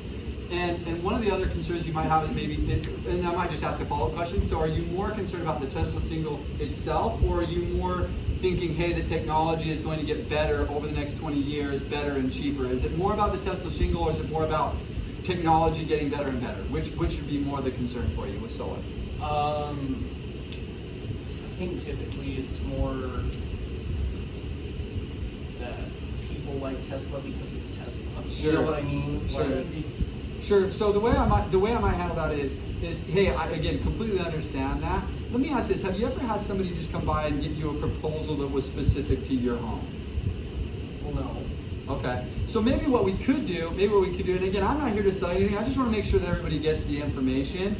Maybe what we could do is one, you can probably get a solar shingle estimate online. They're very expensive. To give you an idea, the average price per kilowatt hour per kilowatt, EPC, whatever, is going to be about 4.5 to 5.5, right? That's about where you use it. The Tesla shingles are like $7 a watt, right? So they're much more expensive. They take about double the amount of time to see an ROI.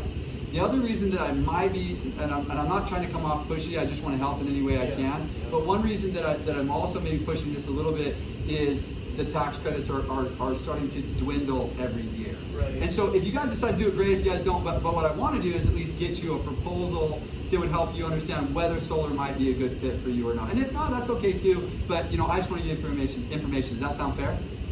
Guys, little things, like that's the difference between setting a lead and not setting a lead. And part of it's going to be my initial pitch. I'm actually trying, with our pitch that we're getting to you guys, I'm trying to feel like you guys don't learn how to handle any concerns, and you can go out and have set a lead every couple hours, right?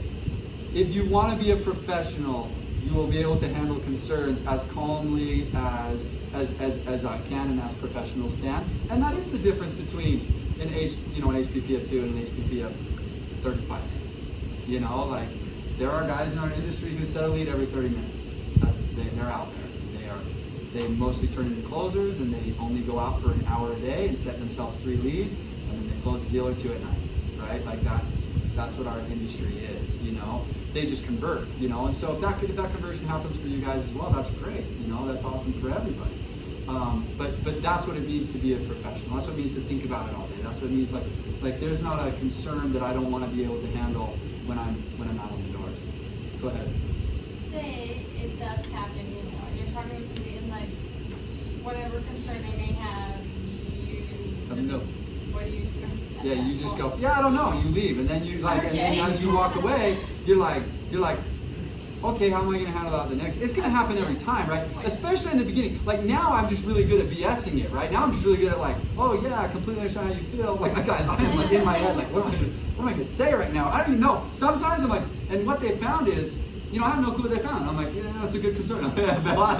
Like that could happen, But what I want to do is, as I walk away from that home, I want to, I might post in my chat, hey guys, anybody ran into this concern yet? Has anybody run into this concern, overcome it, and still set a lead? I don't necessarily want to hear how somebody overcame it without setting a lead. I want to know, how have you handled this exact concern, and how did you overcome it, and did you set the lead? Because if you did, then I'm golden, And you guys, you're going to have a lot of concerns, and most of them are really fake.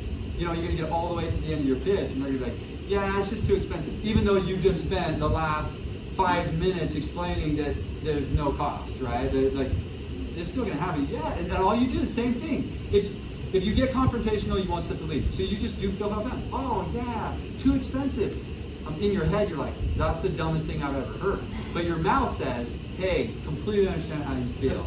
A lot of people have felt the exact same way, but what they found is that you didn't listen to me at all the last 5 minutes, and that's wrong, right? Now, I'm not going to say that, but that's how I'm feeling inside, right? No, what they found was, hey, that's a really big concern for a lot of people, is that it's too expensive. Let me ask, the concern you have about it being more expensive, are you talking about the upfront cost, or are you talking more about the monthly cost? And that's sometimes what you have to do. Sometimes you have to figure out, that's a tactic that's used where any concern someone gives to you, you separate the concern into two concerns so you actually know what they're talking about. You're not going to do that every time, but I do it a lot where I'm like, okay, so you're talking about being more expensive, but let me just ask, are we talking more about the upfront or are we talking about the monthly? Which one are we talking about? Monthly. You know what they're going to say though, right? The upfront. 90% of your customers, even though you just said to them, oh yeah, and it doesn't cost you anything upfront, right? They're like, I'm worried about the upfront cost. I'm like, okay, this is why I get paid to do what I do. Okay, all right, so hey, yeah, so hey, I completely understand. It's a super great concern. So one of the things that's super awesome about the program that we're doing is there actually is no upfront cost. So that worry of having an upfront cost, it's just something that you guys wouldn't have to worry about. And I'm just gonna close again. So again, so like I said, we should be out here the next couple of days getting the information out. You know, if we were to get that to you today or tomorrow, which day would be better for you? Tomorrow would be great. And that's what's going to happen sometimes, right? And sometimes he's going to give me another concern about a thing I just said 5 minutes ago, and I'm going to do the exact same thing. Oh, completely understand how you feel. Can't even believe how much I understand how you feel. Other people, not just me, they felt the exact same way. Here's how they solved that problem, or here's what they found, or here's what they decided, right? And I might even ask a follow-up question. Hey, you were concerned about, hey, I just don't want to have a loan, right? Hey, I've heard that I have to have a loan. Yeah. Hey, completely understand how you feel. I'm not a type, I don't really like being in debt or feeling in debt or stuff like that. A lot of people have felt the exact same way. But what they have found is like, in reality, they can either have a loan with the utility company that they'll never pay off, or they can have a loan with a solar system that they're going to pay off in 20 years. And so when a lot of our customers looked at those two options, they felt it would be a lot better to not have to pay the utility company for the rest of their lives. Does that make sense? Okay, cool. And sometimes people are weird this way. They don't even care. As long as you're like, oh yeah, I totally understand. They don't even know what they said sometimes. I'm being dead serious. Sometimes they're like, I just don't like the way the panels look. I'm like, hey, totally understand. They're like, oh, I don't actually care about the panels. Yeah. Like that happens, you know? People are funny. And that's why door-to-door sales is so cool. Because you are learning literally how to work with people at a really, really high level, you know? And once you master that skill, it's not just going to translate. It doesn't just translate into your work life, it translates into your personal life, it translates into the way you work with people, it translates into the way you parent, it translates into the way, like, honestly guys, like, I am selling my wife on stuff all the time. I'll tell you a really quick bad story, but I shouldn't, but I will anyways. My wife is very analytical, right? You gotta go, huh? We'll let you go. The last story. Okay, so my wife's very analytical. I know that she's like, wants me to do a ton of research whenever I buy something. I'm never going to do that research. I kind of know what I want. It's just going to happen. That's it, right? So I wanted to buy this. It was a Lexus, and I was like, I'm going to buy it. So I went to my wife, and I was like, hey, I've already done tons of research, right? I've done tons of research. This is the best car, and this is safe, and it's the best car, and it's going to, and the best price I can get it at is at this place down the road. So you better get there right now. Yeah. Right? But learning how to work with people is super important in anything, right? We could have argued, and the truth is people are like, Jared, you lied to your wife. Yeah, you know. But like, is she happy? I'm happy, she's happy. That's a little bit like language, right? That's a little bit like means justifies the ends. That's a little sketch. But regardless, right? Regardless, it's not about lying. It's really not. And I think that if you get to know me, yes, it's not about lying. It's about helping people. It's about handling concerns is a form of helping people. They actually do want solar. The people you guys are talking to, they do want solar. They really do. They want it. They want solar. They want their bills to be cheaper. They don't want to worry about the utilities. There's so many benefits that we're going to give to them, right? Guys, the average savings on a solar system over 30 years is generally $100,000 to $200,000, right? When I'm knocking a door, guys, I do feel that pressure. I feel that pressure of like this person could save $100,000 to $200,000 over the next 30 years. That's what I feel. I feel the need to make sure that happens. Go ahead. I was going to ask you when the last time you went knocking was. Did I keep it knocking? I'll be honest, it's been a really long time. You know, it hasn't. You know, what you just got was like the short version of like how long it's been since I've knocked. You know, yeah. So take whatever I said, grain of salt, right? Like whatever I said, take it as a grain of salt. Okay. Any other last questions, maybe? Okay. Do it, okay? Just do it. There's a speech by Art Williams called Just Do It. Watch it every day. That's what I would do. No, but be committed. Either be all the way committed or don't be committed at all. Okay? Good luck, guys. Let's go.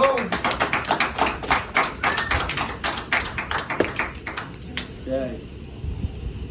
Thank you.